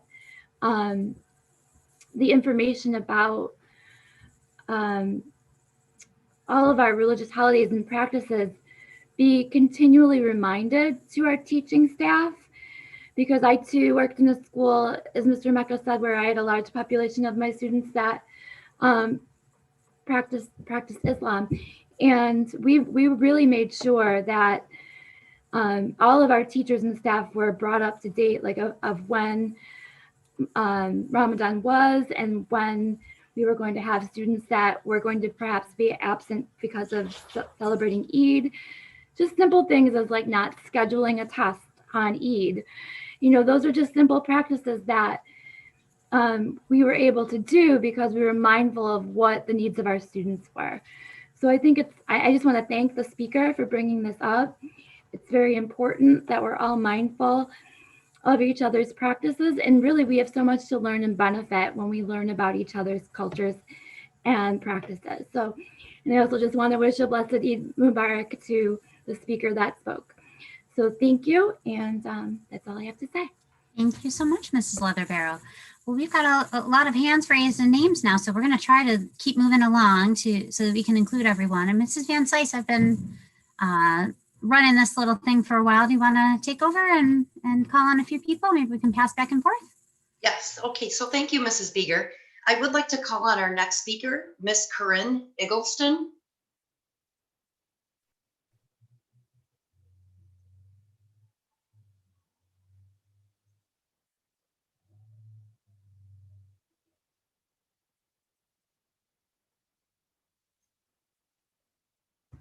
I see her there. She might just need to unmute. You just have to unmute.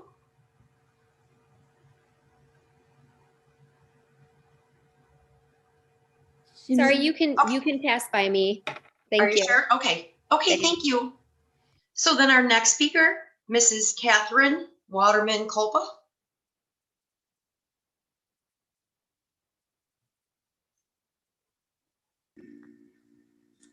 Good evening. In the wake of potential budget cuts, I would like to briefly advocate that gifted and talented programming be maintained along with the other non-mandatory programming within the Williamsville Central Schools. These services have made a great impact on the educational success of my and many, many other children within the district. My husband and I intentionally chose a home within the district, and we have stayed within the district because we have been impressed with the caliber of educational opportunities provided both within the classroom and extracurricular to our children by the school district. Our children have been very fortunate to have had gifted programming from elementary through middle school provided by exceptional educators. Alongside great Williamsville teachers and staff, Ms. DePasquale, Mrs. Rigi, Mr. Gamero have been instrumental in the educational success of our children before and during this past challenging year. Opportunities like Future City and International Planning and Engineering Competition, Science Bees and Challenges, Geography Bees, Spelling Bees, Math Olympiads, Chess Club, Debate Club, book clubs at the middle school level, and advanced math and ELA classes, as well as STEM opportunities at the elementary school level have been highly instrumental. Please continue to support and value gifted and talented programming in this coming budget cycle. Thank you for your time this evening and your consideration of providing services for all segments of the exceptional education spectrum. Have a safe and healthy evening. Thank you so much, Ms. Waterman-Kolpa. We appreciate your comments. Is there any board member that would like to respond? Mrs. Leatherbarrow? Yes, thank you. I just want to let the speaker know if she didn't get an opportunity to see tonight's budget presentation, our budget now looks much different than it did a few months ago. So if you were at a PTA meeting a few months ago and you heard one of the board members give an update, you know, a few months ago, we were talking to our PTA about the fact that we might need to have some budget cuts. So as a result of tonight's presentation, and obviously this is a fluid situation and it is subject to change because New York State's budget has not come through yet. But as a result of the presentation that Mr. Matursky gave to us just about 45 minutes ago or so, there were no proposed cuts necessary. We would be able to continue all of our programming if everything were to fall into place that Mr. Matursky spoke about. But I do want to also just thank the speaker, and I want to congratulate our students who just won the Future City competition and who advanced to the next level. So thank you for your comments tonight. Any other board member that would like to speak? Okay, I will go on to our next speaker, Ms. Darlene McClay.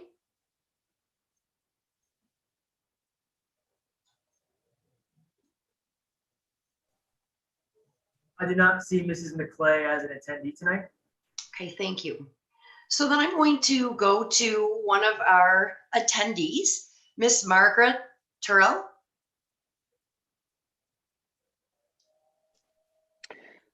Hello, hello. This is Tim Terrell, her husband. I don't know if my camera's on. I was trying to put that on, but it doesn't seem to want to. Can you hear me okay? Yes, we can. Thank you. Okay. I guess I'd like to start by saying that I've always held the highest view of the Williamsville school system and the very high caliber of its teachers. My children have received an amazing education and have also had positive values reinforced while they're at school. That being said, I then become aware of some things that are alarming to me, both possibly, both going on here and then some of the things that you kind of see going on sort of around the country in various schools. So I spoke at the January board meeting, and the next day I received an anonymous text message from a Williamsville school teacher, and they informed me about a few things that really got me concerned. So the first thing is the teacher sent me some information that they received by email, which contained web links to some very extreme and radical curriculum changes. And the body of the email indicated that the teacher that sent it felt the school system needed to consider adopting these very extreme measures within our school system. And I know that I completely disagree with certainly most of what I read in those links. And I know that there are many people that would also disagree with that. Secondly, this teacher indicated that they were conservative minded. And when they've expressed their opposing views in the faculty break room at their school, they were flat out called racist by other faculty and staff. They said that there are other conservative faculty and staff that have experienced the same sort of things in their schools. And my question is to the school board and the superintendent, how do you, first of all, are you aware of this? And second of all, how do you feel in the spirit of even the opening comments here today, that we are a community that are made up of folks with differing views? I myself am conservative, but I have and continue to have had and continue to have friends of all nationalities, of all faiths, and I get along fine with everybody. And I have respect for everybody. And I know that there's lots of other conservatives that are in that same boat. So to understand that possibly inside of the school system, there is a culture that rejects those things and flat out calls people racist is concerning. And does the school board and superintendent, A, are you aware of it? And B, if so, how do you plan on addressing it so that if there are curriculum changes being proposed, we can actually have a non-hate-filled conversation with folks from both sides and come to a mutually agreed upon change to curriculum if one is actually required. And I always support change and movement and change like that, but it really has to include all voices. Thank you. Thank you very much for bringing that to our attention. So we will address that. I'm going to ask Dr. McCleary if you would go first, please. Yes, thank you. And of course, first of all, thank you, Mr. Terrell, for bringing this forward.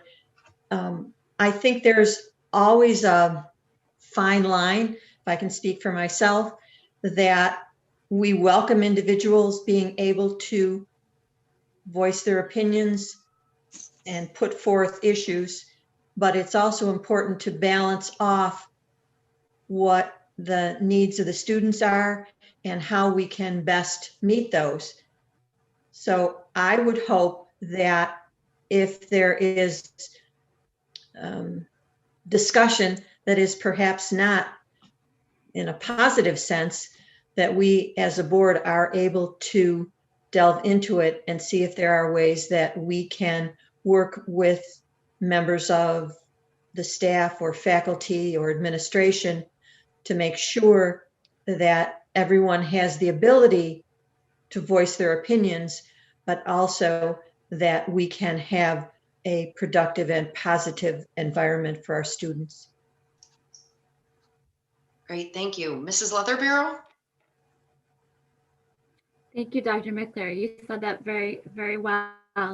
I just want to speak to if there's a lot of what you were explaining, sir, was sort of hearsay from another employee is what I heard. So regarding employees all have a process through human resources for dealing with any types of discrimination and harassment. We have a board policy that speaks to discrimination and harassment. All of our employees have an employee handbook. So our employees should know the proper vehicle to bring forth a complaint.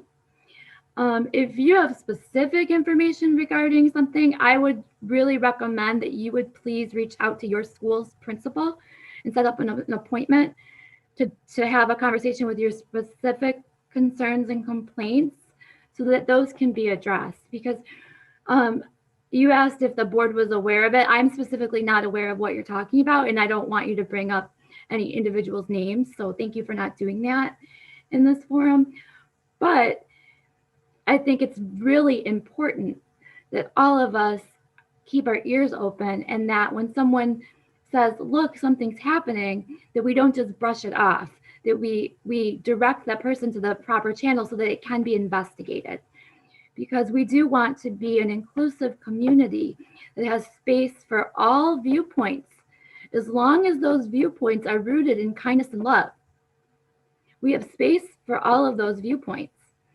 We don't always, you mentioned amazing education and positive values, and I just want to stress that education cannot be a Band-Aid for what happens in the home.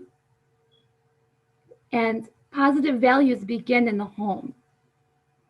And so we all have our duty as parents under the code of conduct to ensure those positive values. And we as parents can model what kindness looks like and what kindness sounds like. We as parents can model with our actions and our words, because our children are watching us.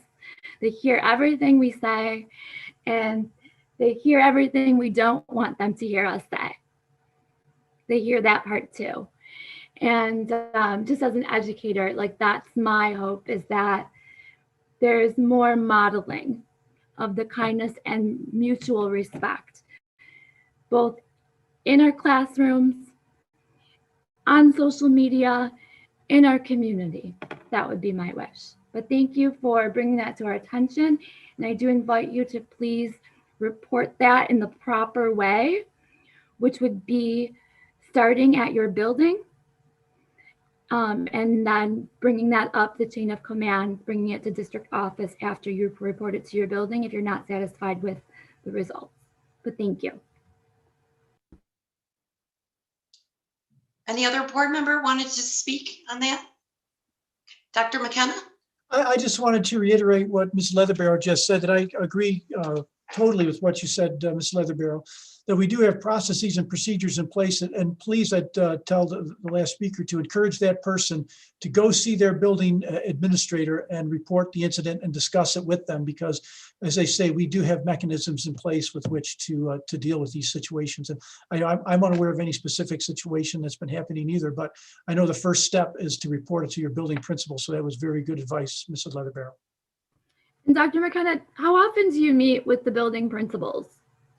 Well, we're meeting again tomorrow. I met with the elementary principals today. I'll be meeting with middle school principals in the morning. And then I'll meet with K-12 principals in the afternoon. So we meet, and then I meet with the high school principals again the next day. So it is on an almost ongoing everyday basis that we have conversations with the principals. And I visit a school every day. So I make sure that I talk with principals in person as well. So multiple meetings every week with principals.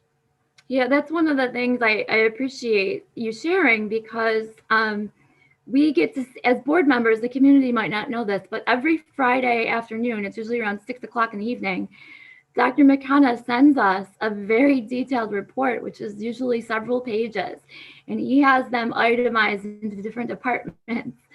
5 pages, Sean? Is that what you had figures up? Right, 10 pages.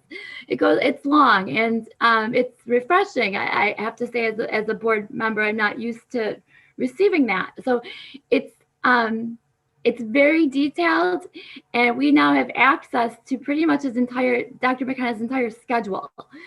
So there is definite evidence that he's continually meeting with our principals, and he's visiting schools several times a week. Unless he has an 8 a.m. meeting previously booked, he's at a school. And I just know that the communication is open between the principals and our district office. That channel is very wide open, and I've seen evidence of that. So I don't think it's an issue of a principal not reporting something to the superintendent. What I'm hearing might be a certain staff member needs to follow the proper procedure of reporting something appropriately, which is not to report it to a parent. It's to report it to someone that works in the district. Thank you. And they can always report it to HR as well. And I know Ms. Cooper is with us here today as well. That's another, if someone for some reason wasn't comfortable with things in their building, we have a very thorough HR department that is also willing to hear anybody's concerns.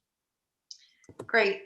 I'm going to move on. Due to the time, I think we need to move on. We have a lot of other speakers and things that we need to address. So, Mrs. Speaker, I'm going to turn it back over to you, please. If you don't mind, there was a second part to that gentleman's question about changes to curriculum that wasn't addressed. So I don't know if Mr. or Dr. McKenna could quickly just address that real quick as to the procedures that go through in the district to change curriculum. Sure, I know Dr. Balin is here today too. I think I'll have Dr. Balin chime in and help us with this because I know she has discussions about curriculum and program enhancements on a daily basis. And anytime there's any changes in curriculum, instruction, or programs, I know that Dr. Balin is constantly in touch, just like I am with the principals. I know with her coordinators, they talk on a daily basis. And any time there's a change, I know that it'll go through her and she reports it to us as a leadership team. And there's a process for that as well. So Dr. Balin, I'll let you talk about that. I'm going to be a little bit rude here and just jump in for a second. I don't think it's fair to call on Dr. Balin to respond to a question that had so many variables in it. We don't know what the anonymous individual who wrote to this gentleman was referring to at all. And so Eric, if I may, Eric, she's only going to speak about how changes are made to curriculum. Yeah. Oh, okay. Just so long as I didn't want to put her on the spot by answering something that wasn't asked. I'm muting again. Thank you and good evening. I appreciate the opportunity to address the curriculum process. As Dr. McKenna mentioned, several stakeholders within our school community are involved in that very rigorous and inclusive process that we have. A number of our curricular changes are actually driven by state changes. All of our curriculum is in alignment with the New York State standards. Oftentimes there are also national standards, but the way our curricular process works is that curricular projects are brought forward by our teachers and our district and building administrators. As a result of those, it articulates in fine detail what types of changes they are seeking to make to the curriculum. That is done on an annual and yearly basis. As a matter of fact, the board is aware that we bring the projects to the board for funding. It is part of our established district budget, but by virtue of our process that is actually held before the board even receives those projects, we have opportunities for our curriculum council to receive information and ask questions. Our council is actually made up of several different stakeholders, including parents and students. So oftentimes, the students are the ones who will bring up the greatest questions as they're receiving the instruction directly. But that is a really great vehicle because it includes all facets of our community. If any parent ever has a question or a concern, certainly the building level would be the great place to start with the teachers or the principal, but we are more than welcome at the district office. If there are any questions with respect to a specific discipline or subject area, we welcome those as well. So just wanted to make sure that we communicated that, because that is also a great process. And those questions oftentimes will work to strengthen and enhance what ends up as a result, might be a change, a refinement, or even a program that we need to look at. So this is an ongoing review. As Dr. McKenna mentioned, we meet regularly with our building administrators. Certainly our district administrators are very actively involved in shepherding the process, but I couldn't be more proud of the process because it is so inclusive, and our parents and our students play a very active role in it. So please, if there are ever any questions, don't hesitate to reach out to any of us, or certainly at the building level. So much, Dr. Balin. Appreciate your perspective on how curriculum is changed and the process there. We're going to keep on moving, and in the spirit of what Mr. Terrell said, which I really appreciate, encouraging non-hate-filled conversations, that we do all have differences of opinion, whatever our politics are, whether our family needs are leaning towards being in school or remote learners. We should and can include all voices and do that openly, and that's what we're here to do tonight. So thank you again for that comment. I'm going to move on to another registered member of our community forum, Bradley Arcara.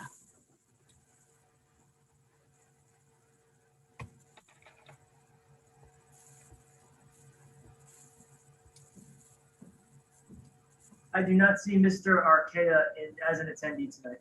Okay, thank you. Let's try the next name on our list, Jennifer Stanton.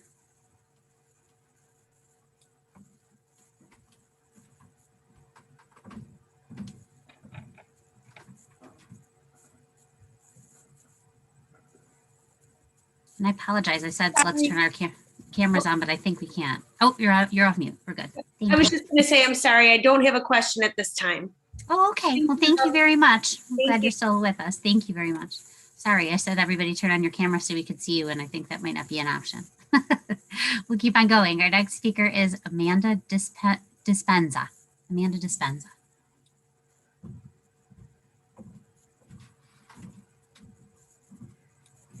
I do not see Ms. Dispenza as an attendee tonight.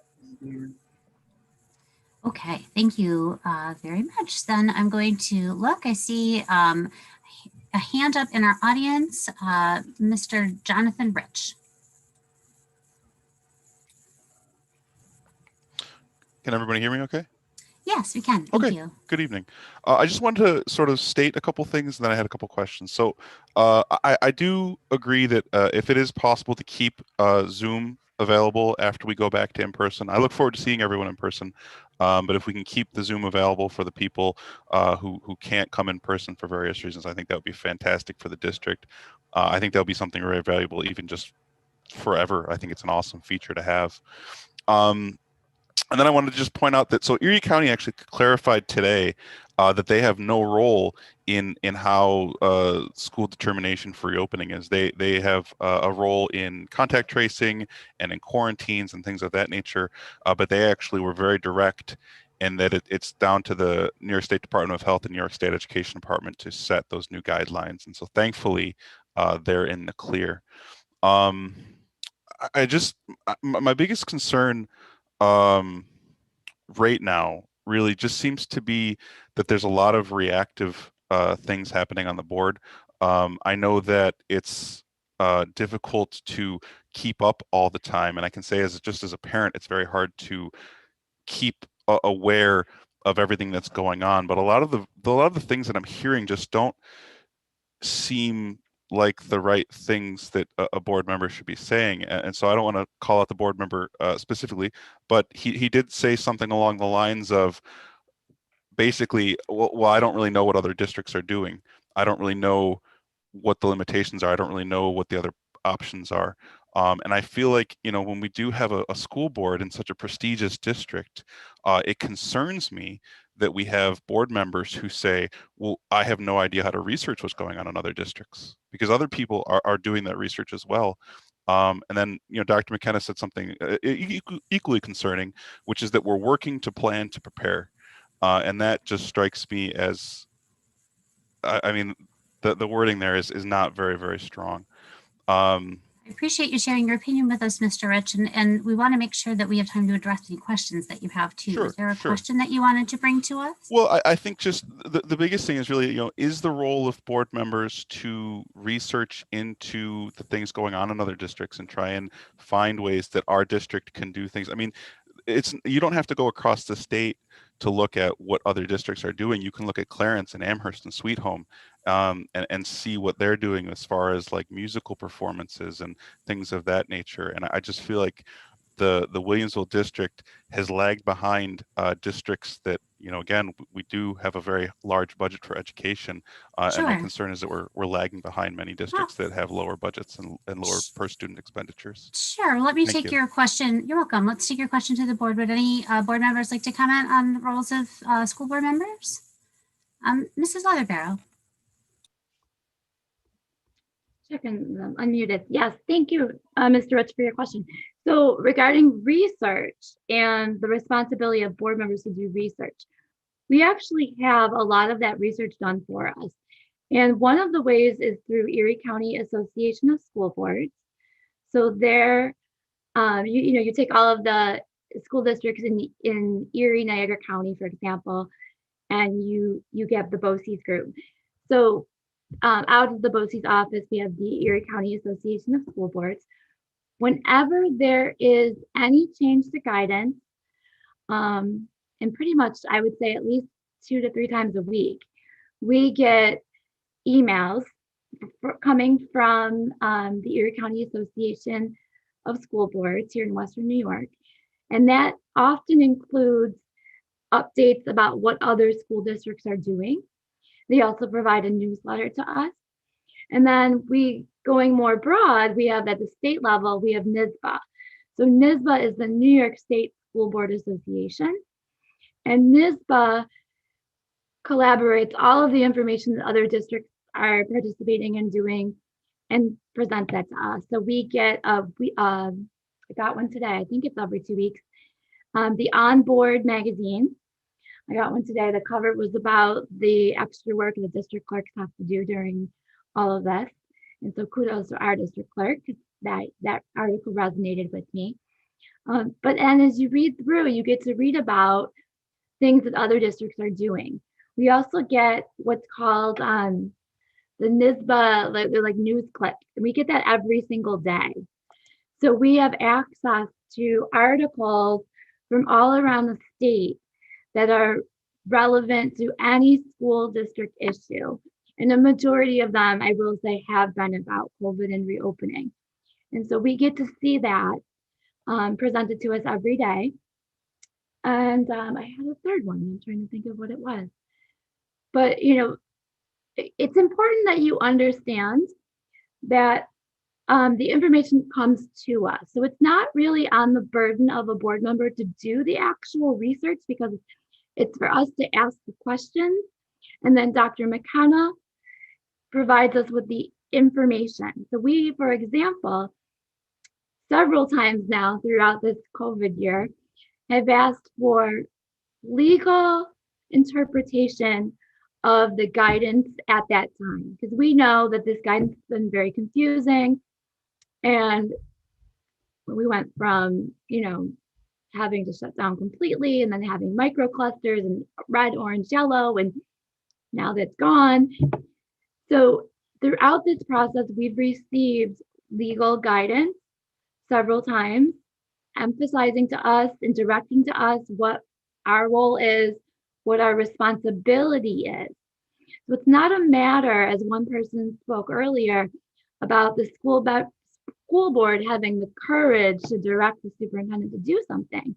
It's more about being responsible and honoring our oath as school board members to make sure that we are following what is required for our school district to follow. So that's what I want to just share with you in terms of research. I've heard you speak several months in a row, and I just ask for more specific feedback in the future, because to make claims that we're not being transparent, or to make claims that you have a lot of concerns that you've heard, it would be more helpful to me as a school board member if I knew specifically what you were referring to or what your specific suggestion for improvement would be. And that's me speaking as an individual. But I definitely hold space for your right to hold your opinion. So thank you.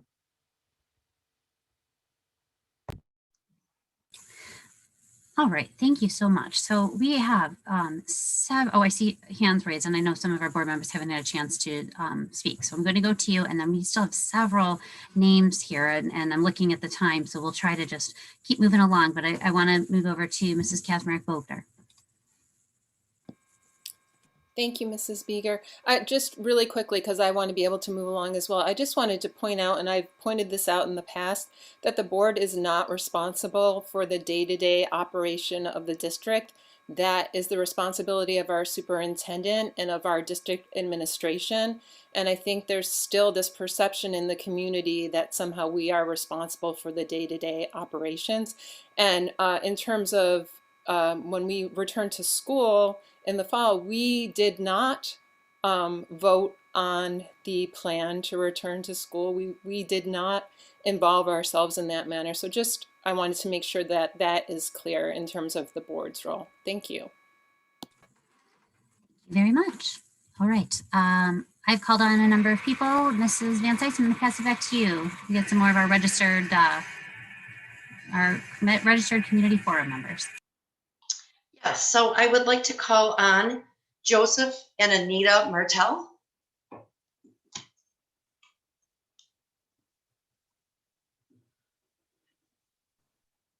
I do not see the Martels as attendees tonight.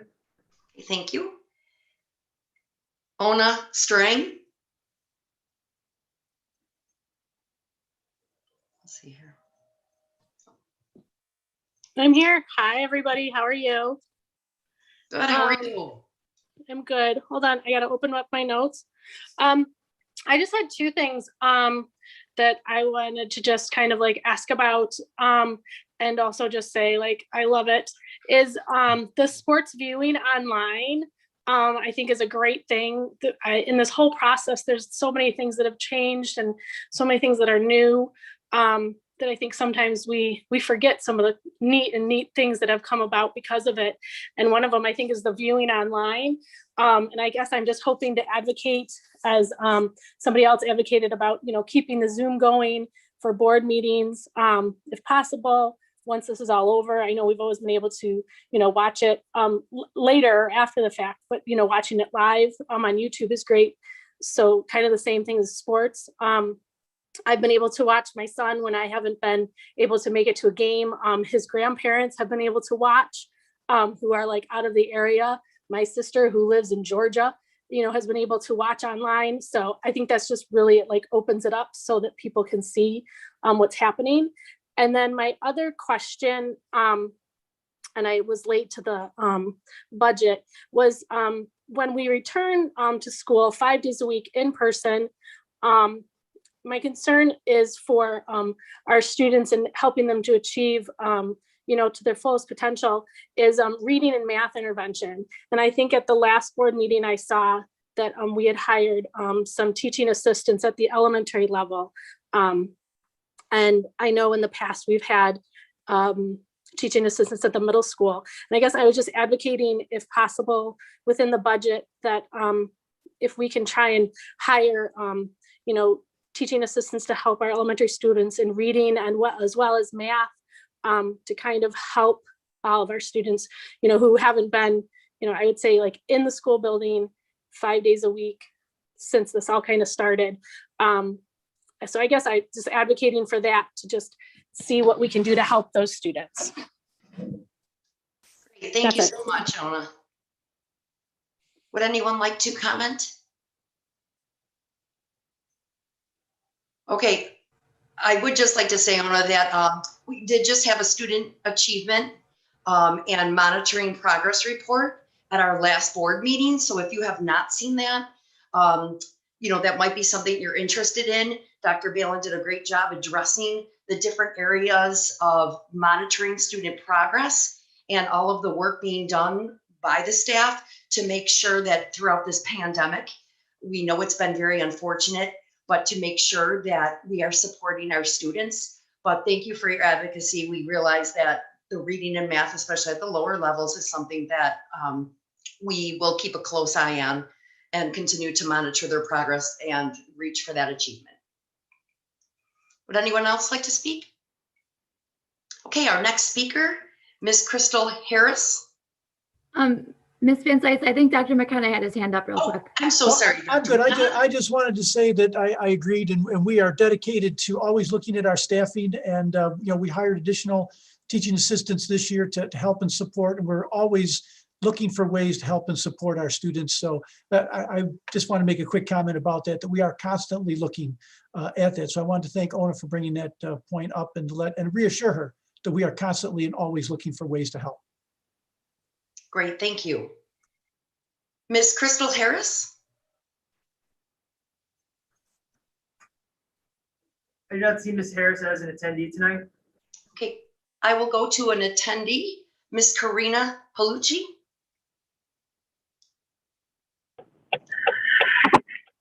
Hi, can you guys hear me? Yes, thank you. Okay. Well, first I wanted to echo the sentiment of keeping the Zoom meetings. It is so incredibly convenient, even when you're meeting in person, for us to be able to participate as members of the community. Even if we're just listening and not commenting, it's been a real pleasure to be able to kind of dial into what is going on a monthly basis. That's my first point. My second point is I do have concerns, and it kind of goes on the heels of the last person who spoke about how we're going to meet our kids where they are, because they're going to be coming to the next grade with a deficit. And I have huge concerns about that. I especially have concerns about students who are maybe jumping from like middle school to high school, making sure that those high school instructors are prepared and patient with those students who are coming in at a deficit. So I guess if there's any comments or any thoughts on what's being done to address that going forward, I would love to hear it. Thank you so much, Karina. Ms. Leatherbarrow? Hi, yeah, thank you. That's a great question. And so often we hear this narrative that our kids are failing, our kids are struggling. We repeat this narrative about this being such a detriment to our students. And so it's really important when we hear that we look to the data, we look to the evidence of that. And I just want to encourage anyone who's really concerned about the academic achievement of our district as a whole and a narrative that our kids are failing, our kids are falling behind, to look at the presentation that Dr. Balin did last month at our board meeting. And if you go on board docs, you'll be able to pull up the most recent PowerPoint of that presentation, because she added to it after the video. She added slides in to show more data, and that was a request of the board. And what was really important to see was that, in that report, there has not been a huge discrepancy with our grade point averages from last year at this time to this year at this time. And she went on with other examples too of some of the other standardized tests and the other multiple measures to show that our district is really well equipped with continually assessing students, both anecdotally, but also with formative and summative assessments. And so those formative assessments are the assessments that are kind of like the check-ins or the progress monitoring. And that really helps guide the pacing of a lesson that you were speaking about. So I just want to encourage you to look at that, because it actually shows that our students as a district are actually holding their own and doing quite well. And there's really strong evidence from that data that our kids are learning and continuing to meet academic benchmarks throughout this pandemic. There was also talk about how one of the focus areas was for our youngest learners. And Dr. Whelan spoke specifically to letter recognition, phonemic awareness, and phonics. So that did show up from Dr. Balin's report as a focus area, as an area of focus. And that's really important for us to know. And that makes sense, right? Because those are our youngest kids. And if they're not able to be in school 5 days a week and follow their normal routine, it's going to be a little bit more difficult for those youngest learners to maintain the academic standards working independently. But I think you brought up some really great points, Karina, and I just want to encourage you to go back to that presentation. Thank you.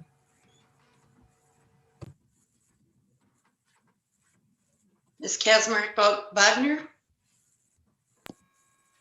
Yeah, I would just like to add that if a parent has concerns about their particular child, that they should be going to either their teacher or their building principal about concerns. If they feel like their particular child, their own child, student, is at a deficit in some area, that those conversations should be happening at the building level, because I know that our principals and our district administration are doing everything they can to ensure that our students aren't falling behind. So if you have a concern, please reach out. Thanks.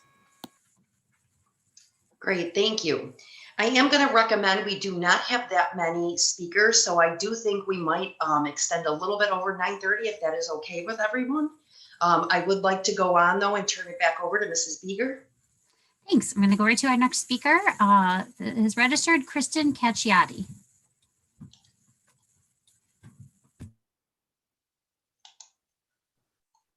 Mrs. Cacciati doesn't have the updated version of Zoom, so I can't ask her to speak. So if she's able to update her version of Zoom and come back on, we'll be able to get her in. Okay. So Mrs. Cacciati, if you heard that, if you can update your Zoom, we'll try to circle back to you. Okay. So I'm going to keep moving on, and I'll go to our next speaker, Angela Tuchels.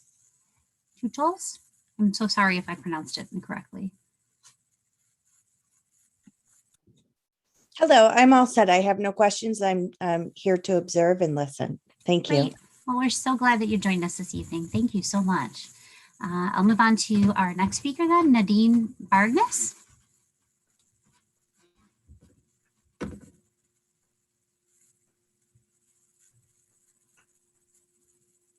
I do not see her as an attendee tonight. Okay. I'm going to go to an email next that we received from Carmita Preluis. And Carmita, if you're with us, I mean, I can read your email, but if you're with us, if you'd like to speak or ask your question, we can do that at this time if you'd prefer to speak.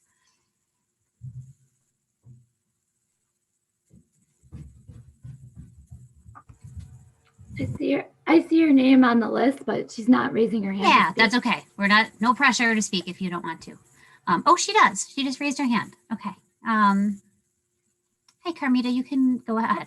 Can you hear me? You can, yes. Okay. My question when I emailed it was a little long-winded, but I'll summarize it. So basically, I understand that we're waiting for the state to make their decision on whether or not to adopt the 3-foot distancing model. So I understand that step that needs to be made first before any real change is made. What I'm wondering is, and I did hear a little bit about it today from some of the members about how proactive we're being to prepare for that change. But for example, I have a specific example of a concern regarding busing and getting students to school. And in my email, what I was referencing is my 6th grader, for example, would love to be able to ride her bike or walk with her friends to school. But right now, with how heavy their backpacks are, that would be absolutely impossible and dangerous for them to do.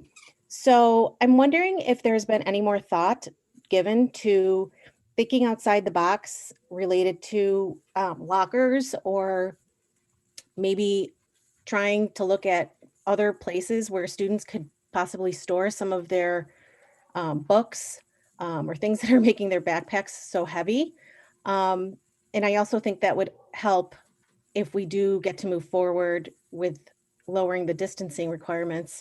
I think that would help with transportation, because I know that there are many kids that could benefit from walking to school or riding their bikes and that. So I'm wondering if anything has been talked about with lockers or how heavy their backpacks are.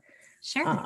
Carmita, I really appreciate your question. And I also have a 6th grader with a heavy backpack. So I Yeah. understand firsthand. And also he likes to ride his bike to school as well.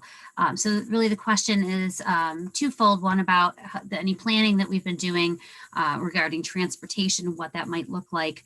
And also just thinking outside the box a little more about heavy materials that need to go back and forth.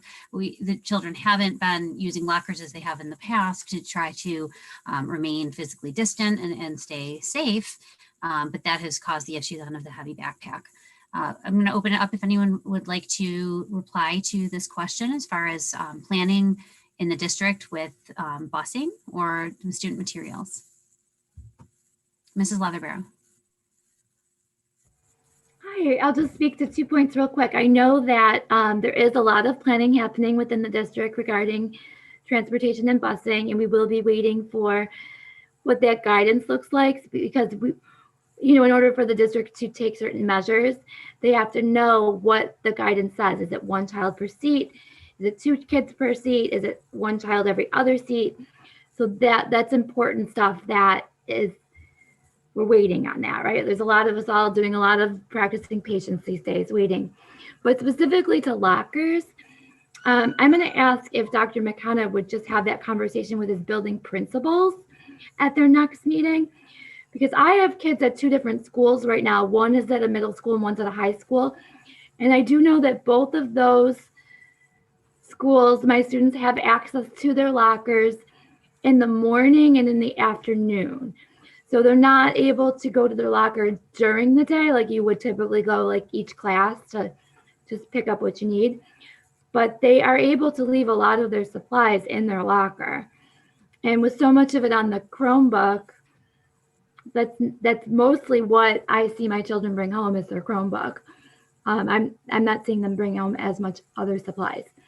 But I will ask that for Dr. McKenna, just to have that conversation with principals about lockers, because having more kids ride their bikes, first of all, it's so healthy, and it will help us with not taking up bus space in the future. So we want kids to be able to ride their bikes and not tip over because their backpack is too heavy. So that sounds like a good plan for me. Thank you so much, Mrs. Leatherbarrow. And I do know that there is continued planning regarding transportation. And as we get closer, the district is planning on looking specifically at students that will be taking the bus, not taking the bus, so that we can make good decisions regarding transportation. And again, it's always, a waiting game if guidance is to change or not in that arena. Dr. McKenna, did you want to add to that? I was just going to say, I'm taking notes here tonight, and this is part of my agenda for tomorrow when I meet with the K-12 principals, and it's on the agenda. Beautiful. Perfect timing. Thank you so much. Thank you for your question, and appreciate that follow through, Dr. McKenna. That would be great. All right. I am going to pass back to Mrs. Van Cise. Okay, great. So I will go to our next registered speaker, which was Miss Landreth. I don't see Ms. Landreth in as an attendee tonight. Okay, thank you. Next registered speaker, Dr. Reddy. Yes, ma'am. My first question is, it has been a long time since the New York State had said that it is either 6 feet or 3 feet with barriers. That's my first question. And the second question is, when it came to the school reopening committee, people like me were not put on the committee. And there was a discussion with then superintendent, who said they wanted people who he thought would contribute to the committee.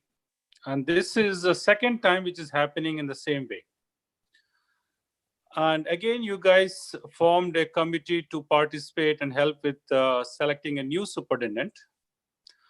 But again, the parents committee does not reflect in any way to, if you pick up a yearbook of the schools and you open those yearbooks and then you look at the committee or the parents who have been selected for the committee, they do not match in any way.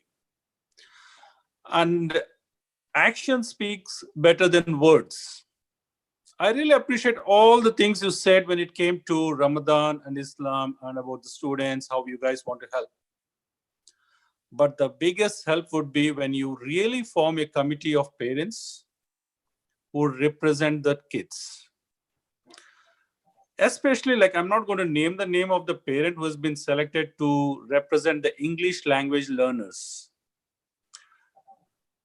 You guys need to go and look into it and see if that person really represents the English language learners or any of the parents. I don't see anybody who look like me in the committee. Nobody.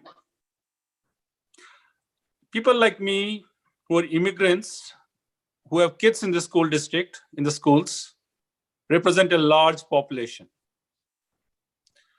And the icing on the cake is like, I've emailed you guys, but no response. Maybe you can discuss about this matter for the next 10 minutes. You spend 30 minutes discussing about agenda, resolutions, changing the resolutions, about opening the meetings, having meetings in person. Can you please discuss whether the parents selected to the superintendent selection committee really represent the kids? Maybe you should start looking at it. We'll go ahead and address it now. Thank you so much. So I would just like to speak to say that I'd like to just clear up that the board did not respond to you. I feel that that's an inaccurate statement. In fact, we gave you the information of our superintendent search consultant, and we know you have been in contact with her. And the discussion was had where the entire process was discussed, and that this is an open and fair and very transparent process. And as it was stated, people needed to first even apply if they were interested in this, and then there was the random selection process. So I just wanted to clear that up, that, you know, we did respond appropriately. I'm sorry that you're still unsatisfied with that answer, though. Is there any other board member that would like to discuss? Okay, I'm going to go to the next registered speak. Oh. I did. I just wanted to say, Ms. Van Slyce, that you and I were both witnesses to the random selection process. Superintendent Dr. Lynn Fusco of Erie One BOCES is our consultant for the superintendent search. All questions regarding the search need to go through Dr. Fusco. And I agree with Mrs. Van Slyce. Dr. Reddy, you were given that information and you have already had those conversations with Dr. Fusco. So thank you. Okay, thank you.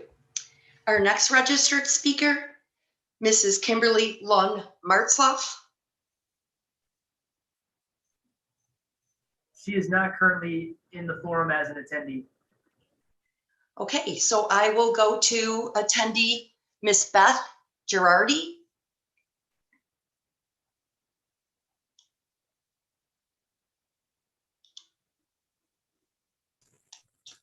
Sorry, this is Keith Wharton, Beth Girardi's husband, and we're both here. The questions that we had, first of all, I just want to say thank you to everybody on the call and for all the questions and the comments from the parents. It's really great. I do second and third the Zoom calls for these meetings. I think it's absolutely necessary to include everybody. And I love the inclusiveness that is happening. Thank you. So the question for us is, you know, just to go back to the CDC just revised their social distancing, and the last speaker talked about the 6-foot distancing, then 3-foot distancing with shields. Currently, right now, we don't use shields in the schools. That was something that was brought up almost a year ago. And we're just wondering too, especially for our elementary school kids who are only going to school for 2 days. I have an elementary school child who is going to school for 2 days and comes home like flying as high as a kite, loves being in school. The other 3 days, not so much. So I want to just emphasize how important it is. And I know all of you believe that and are trying to fight so hard, but I know New York City schools are going to be opening April 1st And I know there's fights against that and everything, but they're opening. Canisius High School has been open 5 days a week with shields the entire year. West Seneca School District, 3 days a week, 2 days remote, 5 full days of schooling. Clarence Elementary School, 5 half days. So we can go on, but those are the specifics. And when we talk about research and development that was listed before about the different school districts, why not, let's not talk about research and development, but like rob and duplicate from what other school districts are doing. Because I agree, I think there was another speaker, Jonathan Rich, that mentioned we're the number one, we were ranked number one. Why aren't we leading the way of showing other school districts how to do this and do it correctly? And I understand the New York State guidelines. However, if New York City schools are open, Canisius High School is doing it, other elementary schools are doing it, and we're one of the richest school districts in Western New York, I will tell you right now, I will buy a shield, not only for my child, but I will buy one for somebody else if that's what we need to do to get our kids back for 5 days. So I guess the comment is, what is the plan to get our kids back into school 5 days a week immediately? And how can parents like us help? Because we want our kids. You saw the survey, 82% want us back. What can we do to help? Because we want them back more than 2 days a week. And then when they come back to the second part of the question is for the kids that don't do sports, and this was addressed about going to 5 days, concerts, music, singing, musicals, all the other clubs and everything like that. And this was passed in the first, but how can we get that started sooner rather than later? Thank you. Thank you very much for that. I am going to ask Dr. McKenna, do you mind going ahead and addressing the issue about the barriers? I do believe that there is word that we can do barriers instead. Can you talk to that point? Sure. I know the districts that had bought barriers were still doing 6 feet as well. And because the guidance was clear that it still was 6 feet. I know that some of the other districts, I know that invested in those barriers are still utilizing that. We reached out last week as well, to Erie County Department of Health, and just to say if we had barriers, would we still have to be 6 feet? And they said yes. And we also reached out to NYSER, our insurance carrier, to said if we had barriers, would we still have to be 6 feet? And they said yes. So the districts that have been able to do some more different things is because they have more space and maybe have less kids. So they've been able to have more flexibility with how they utilize the space than we have right now. But we've been planning, I can tell you right now, we have been planning around the new guidance that we are hopeful is coming. And I'd say if you want to help, one way would be advocate for the change in guidance, just like we have. We've been trying very hard to advocate to New York State Department of Health, the New York State Education Department, to please release guidance that would match the CDC guidance. Because if we could get to 3 foot, it would absolutely give us the opportunity to open up our schools. So I know the other school districts in the region are also advocating for this same guidance change. I met with, today we had a regional meeting with the superintendents across the area. And so I know that they're all still following the same guidance, that we are with the 6 feet. And we're all advocating for the same change. So I'd ask you to join us in advocating to get this guidance changed as quickly as we can. Because once we get that clarification, we do have a plan in place where we will be able to pivot quickly to get this done. So that would be my way to say to please join in and help us in that effort.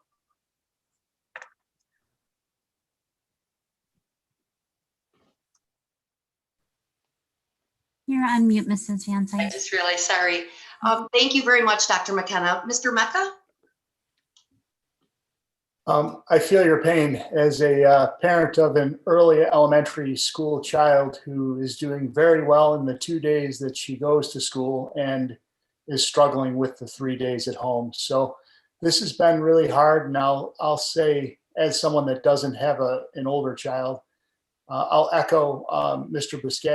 Buscalia's comments earlier that it's very difficult for elementary children to not be with their peers and to not be in school at this critical time where we have the critical windows of language learning. So I totally appreciate the frustration that people are experiencing.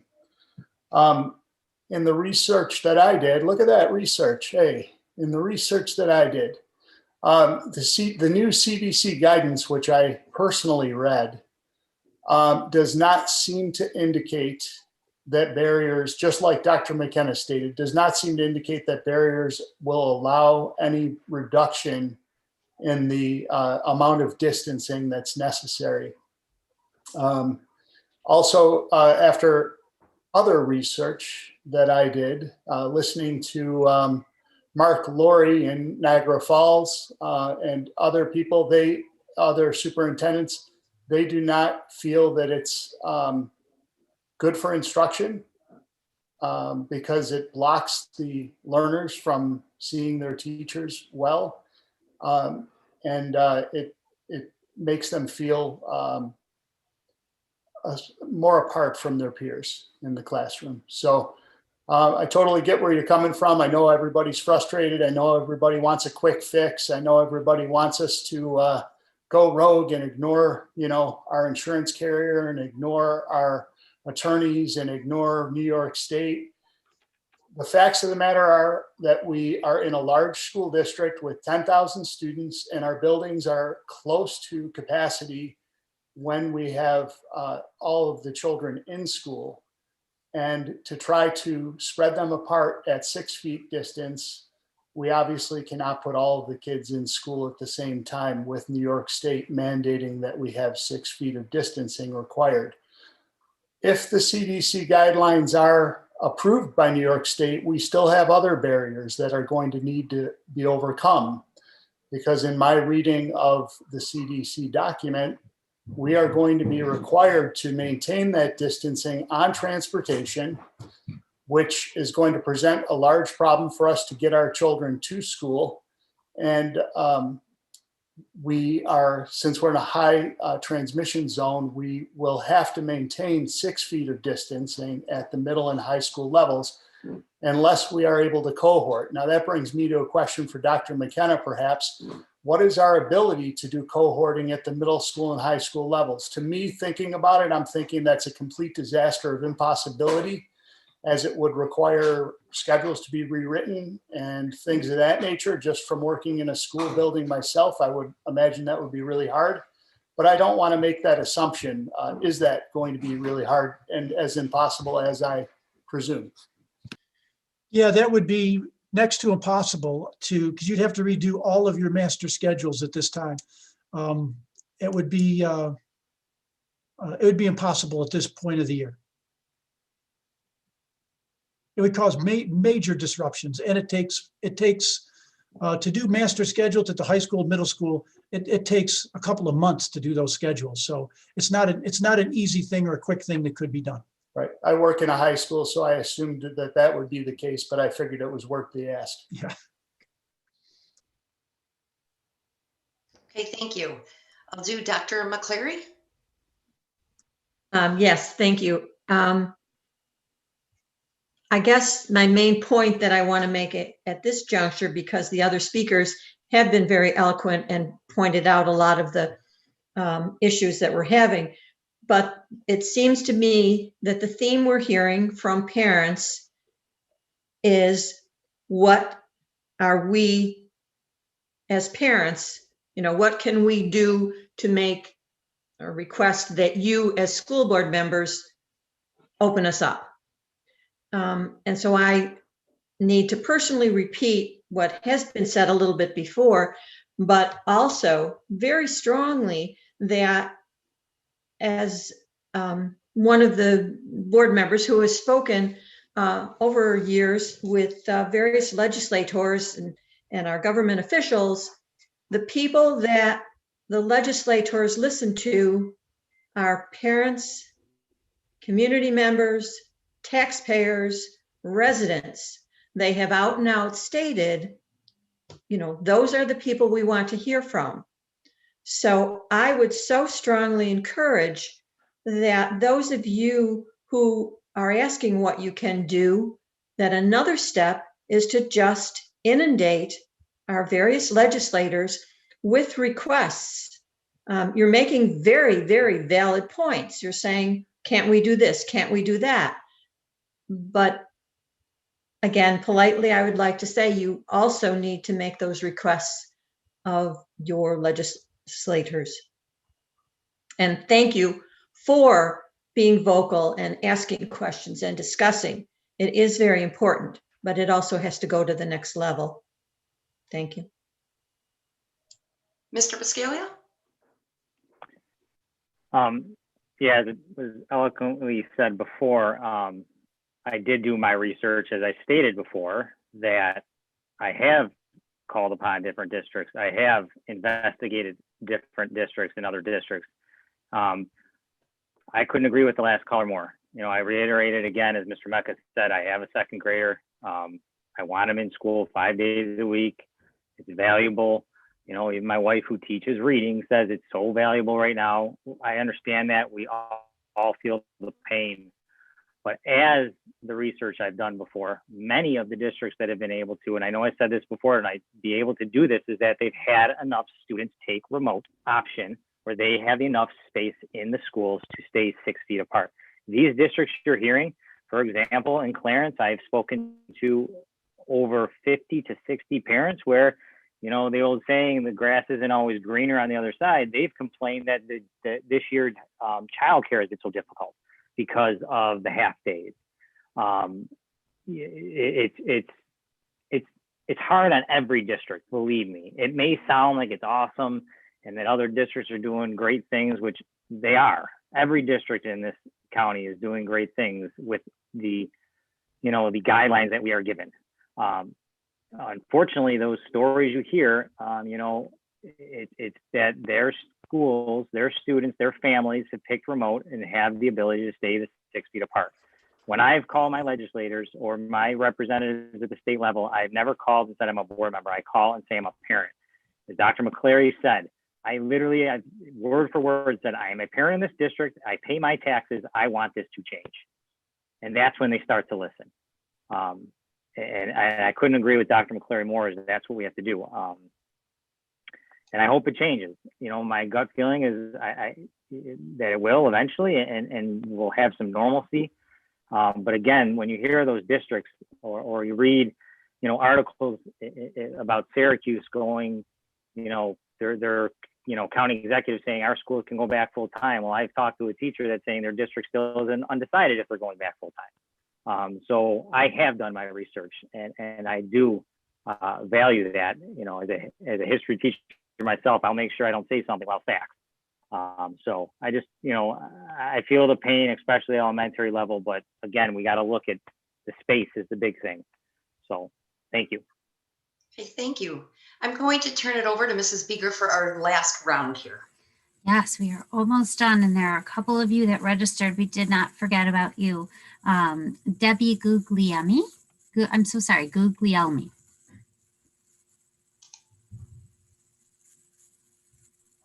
Good evening. Can you hear me okay? I can. Okay, so my question, and I will keep it brief, does pertain to the educational model for Wednesdays. And specifically, what I'd like to ask is, while we're waiting for New York State to update our guidance, which we hope comes very soon, to get more kids at all levels back into school if they choose, while we're waiting for that to happen, couldn't we utilize Wednesdays better, as that is something that our district can control at this point? And I understand, I've been on all the board meetings, I think all of them this school year. The past 2 months, this has been asked, and Dr. McKenna has responded that he was open to that and would look at that. And at this point, I want to ask what the status is of that, and specifically, what is the barrier to that happening? Because it seems like at this point, enough time has passed and it hasn't actually happened. So I'd like to know what the barrier would be to utilizing Wednesdays with each cohort going every other day. And I do understand that there may be some different barriers for the middle school and high school kids that the elementary schools would not face. So could we at least consider getting some of these kids in and utilizing Wednesdays better? Thank you so you. much. Thank you Yeah, for taking my thank you question. so much for your questions. Much appreciated. And I'm going to ask Dr. McKenna, since our caller was really wondering about the follow-up of what you've addressed over the last couple board meetings, if there's any updates on Wednesdays and how those are being utilized. Sure. Well, right now, what we're doing is we're waiting for the guidance because we are expecting that guidance to be coming any day or within the next, week or so. So that will definitely be game changing, for Wednesdays. But at this time too, if you remember, I said, when you mentioned what are some of the barriers about that? Now, the last board meeting, if you remember, if you did tune in, we had principals that were there. There are a lot of students that are getting support on Wednesdays right now. We've built a lot of structures into Wednesdays. There's a lot of one-on-one instruction that's happening on Wednesdays to some of our neediest students. There's small group instruction that's happening on Wednesdays. Again, that's supporting our neediest kids. There's a lot of counseling support that's happening on Wednesdays. So a lot of individualized counseling and a lot of support is happening. So we've added a lot to Wednesdays. There's a lot of students that are getting services on Wednesdays right now. And the students that are receiving those services are our most needy students that do need that extra help and do need that extra support. So right now, taking that support away is something we really have to consider, because if we change Wednesdays, the kids who are benefiting the most from that could lose those supports. And our principals came on and talked about that at the last board meeting. So there's things that we're considering. We're looking at this all the time. And that's why right now, the main thing that we're looking at is waiting for the guidance, because that will be game changing for all schedules moving forward. Thank you so much, Dr. McKenna. Appreciate your response. Any other board members? Thank you.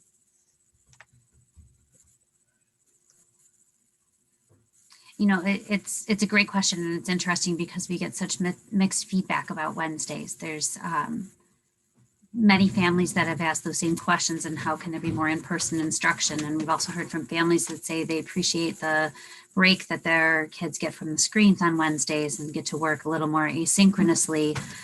It's such a hard time when different families and different students have different needs, to make this work for everyone in such a strange hybrid schedule for those kids that are just receiving the 2 days of in-person.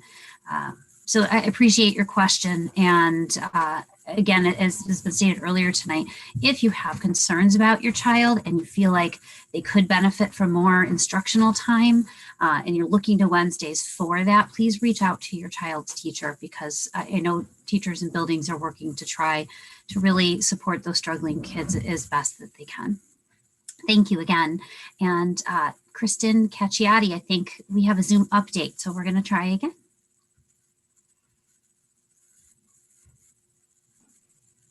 Okay, I think we are good now. Sorry about that. It's fine. So I know we're going back a few conversations. Mrs. Leatherbarrow was talking about looking at data and how even in this hybrid schedule, students are showing academic gains, which is obviously wonderful. And, our teachers are doing such great things. But I think that, right now everyone's focusing on getting back in school, which is obviously number one concern. But I think we need to plan ahead and consider not just academic concerns or maybe academic losses, but also think about social emotional learning. I think we need to be aware that kids are going to be coming back to school with maybe some anxiety, some social issues, some depression. So I think that we need to not just focus only on academics and make sure that we are thinking about other things and other needs that our kids are going to have when they are able to come back to a quote unquote regular schedule. So I have kind of a two-part question, I guess, or two questions rolled into one. So I guess my first question is, we have added, due to the remote scheduling and needing to social distance, we've added some, I know my daughter has a teacher that was just hired this year. So we have clearly added some staff to the Williamsville family. So I'm wondering what the plan is for these teachers, if we could maybe take advantage of this right now and keep some of these teachers on. As you guys know, I've been an advocate for about a year now for lowering some of our class sizes. We were told by the last superintendent that this was going to be a goal for the board, and we kind of hit a stalemate with that. So I'm thinking, what's that phrase? Hit while the coals are hot take advantage of having some of these teachers. And then my follow-up question, or my second question, is Mr. Mecca spoke about these school buildings and how they are close to capacity.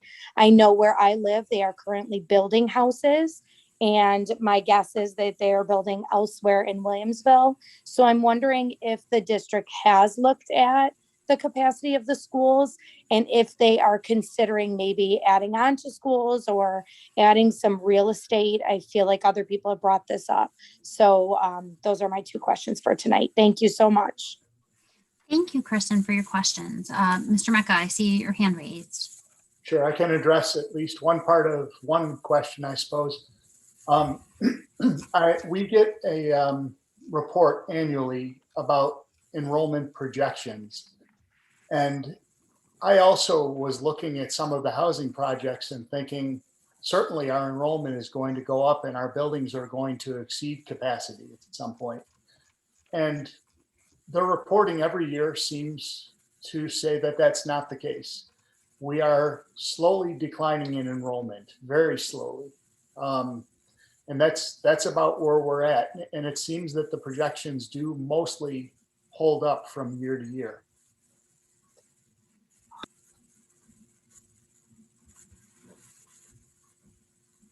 Thank you so much, Mr. Mecca. And as far as speaking specifically to staffing, I'm going to ask Dr. McKenna because you may be able to speak more to the HR aspect of where we are as far as our staffing and our planning for the future. Sure, we're going through our staffing process right now. So what we'll be doing is we'll be looking at all our class sizes. We'll do everything in our power to keep them as as reasonable as possible, and then we monitor them all the way from now all the way to the beginning of the school year, and especially through the summer. We do weekly monitoring all summer long, because especially with kindergarten numbers, those are the ones that fluctuate the most. So we got a pretty good handle on most of the other numbers because we can move those up. Those pretty much move up from one year to the next. But we have another random element that's going to be in this year too, is we know that we've lost students, that went to private schools this year that may be coming back to us. So we're going to have to be monitoring those numbers this year more than ever. So when we were going through our staffing meetings, we've talked about that, and we will definitely be doing, weekly updates throughout the whole summer, and we'll add staff as necessary. We believe too that the more reasonable class sizes that we can have, the better. I know the board believes in that too, so we'll do everything in our power to do that. And then again, regarding what Mr. Mecca said too, we do get the enrollment projections every year, and they go out for 5 years. So it's been pretty interesting when you look at that report. It does show that there's going to be some slight declines, and it's going to be relatively stable over the next 5 years. But it'll be interesting to see. I think we'll have to look at.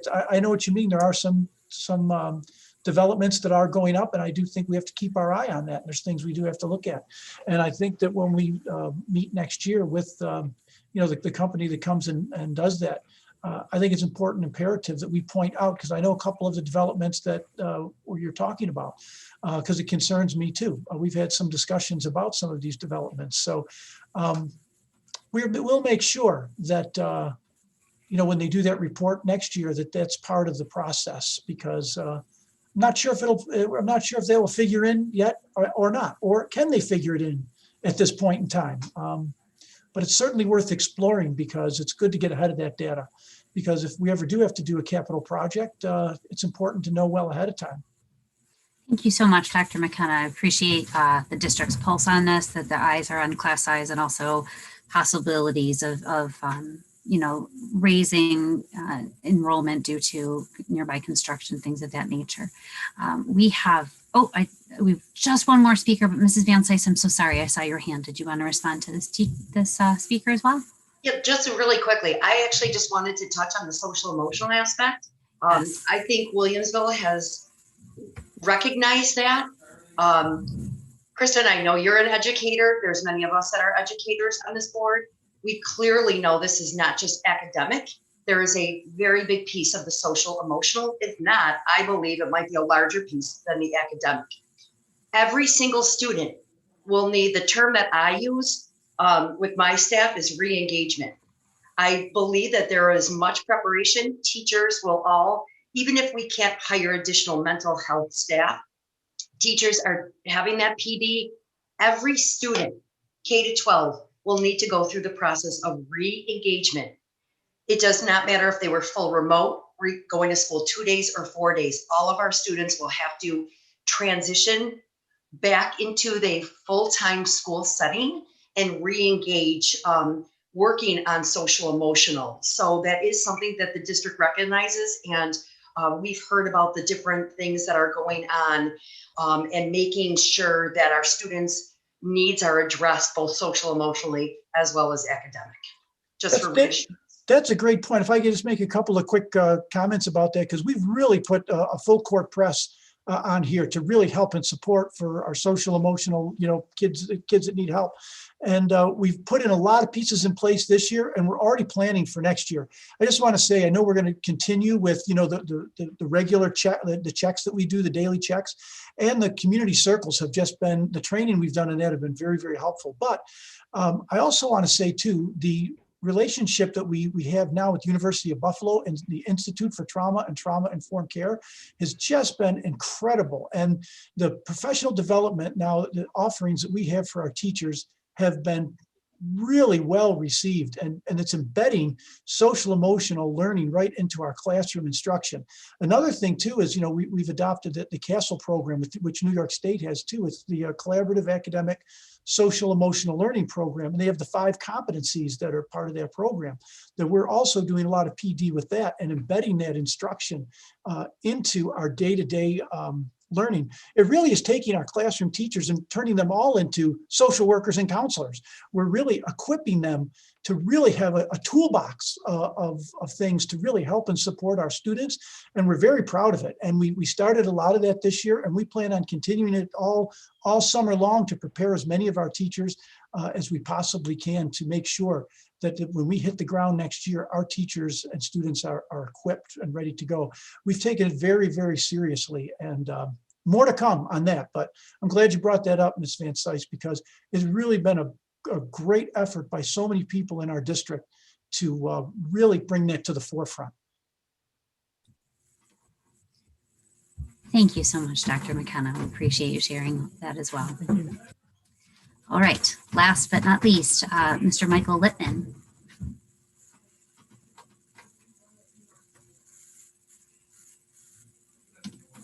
Hey, thank you. Always nice to join you for a full meeting. I just want to make a few comments. I think both sides of the table always deserve kudos, but just to start off in my very short comment, not really a question, but just as clarity, whatever side of the table you sit on, when you're on the Board of Education side or on the community side, and you have that discussion back and forth, the perception on either side of the table of the other side isn't always what you want it to be. But I just continue with the other part I wanted to talk about balancing the district budget and balance for our students. I've always felt, and our district has always looked at educating the whole child. A successful Williamsville education requires that balance for personal and professional success of our students. This balance is best achieved by students' academic and their performance-based goals, and our continued necessity to meet their emotional and mental health well-being. Both of these areas need to be strongly supported in our budget. Williamsville has always been very strong in providing these services, but during this pandemic gap and return, these must continually be focused on and addressed, and the emotional health of our students should be supported, strengthened, and expanded. And again, that's sort of how it was ending with all of you. So thank you. Thank you so much for your comments, and I agree with your sentiment. Mrs. Kazmarek-Bogner, I saw your hand raised. Yes, I just like to speak up because about the first comment being on both sides of the table. I was a regular attendee of the community forums prior to becoming a board member this year. And I've got to say that, you know, doing the community forum in this format virtually is a lot more difficult than when you're doing them face-to-face in person. So I hope that, you know, as the guidelines change, when we are able to have these forums in person, that might change that dynamic a little bit back to a more natural conversation where there can be more back and forth.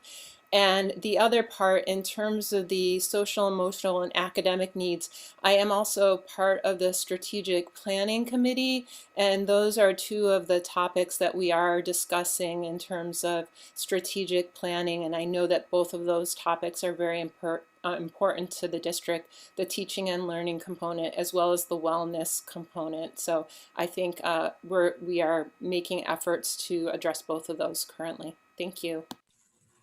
Thank you so much for sharing that, Mrs. Kaczmarek-Bogner. It's much appreciated. And we are just so appreciative and grateful for all of the people who you're still with us on this beautiful evening. Thank you for choosing to spend your time. For those of you who shared and for those of you who are here to listen, we appreciate you all. Thank you, and continue to keep on letting us know how you feel, asking questions. Please ask questions and clarifications, and continue to watch the weekly update and the information that's coming from our district, because that is full of factual information, how our district is proceeding with changes that may be happening. And I'm going to turn it over to Mrs. Van Sice to close us out this evening.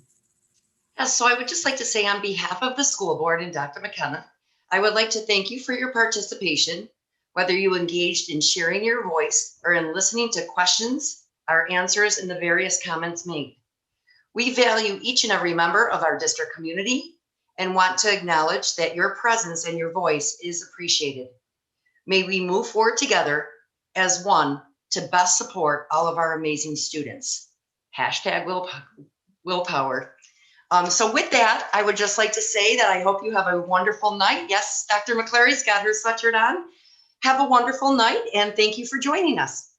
Mrs. Van Sice, if I may, real quick, we do have one speaker who signed up. Okay. Not been called on, Mr. Wharton. Mr. Wharton?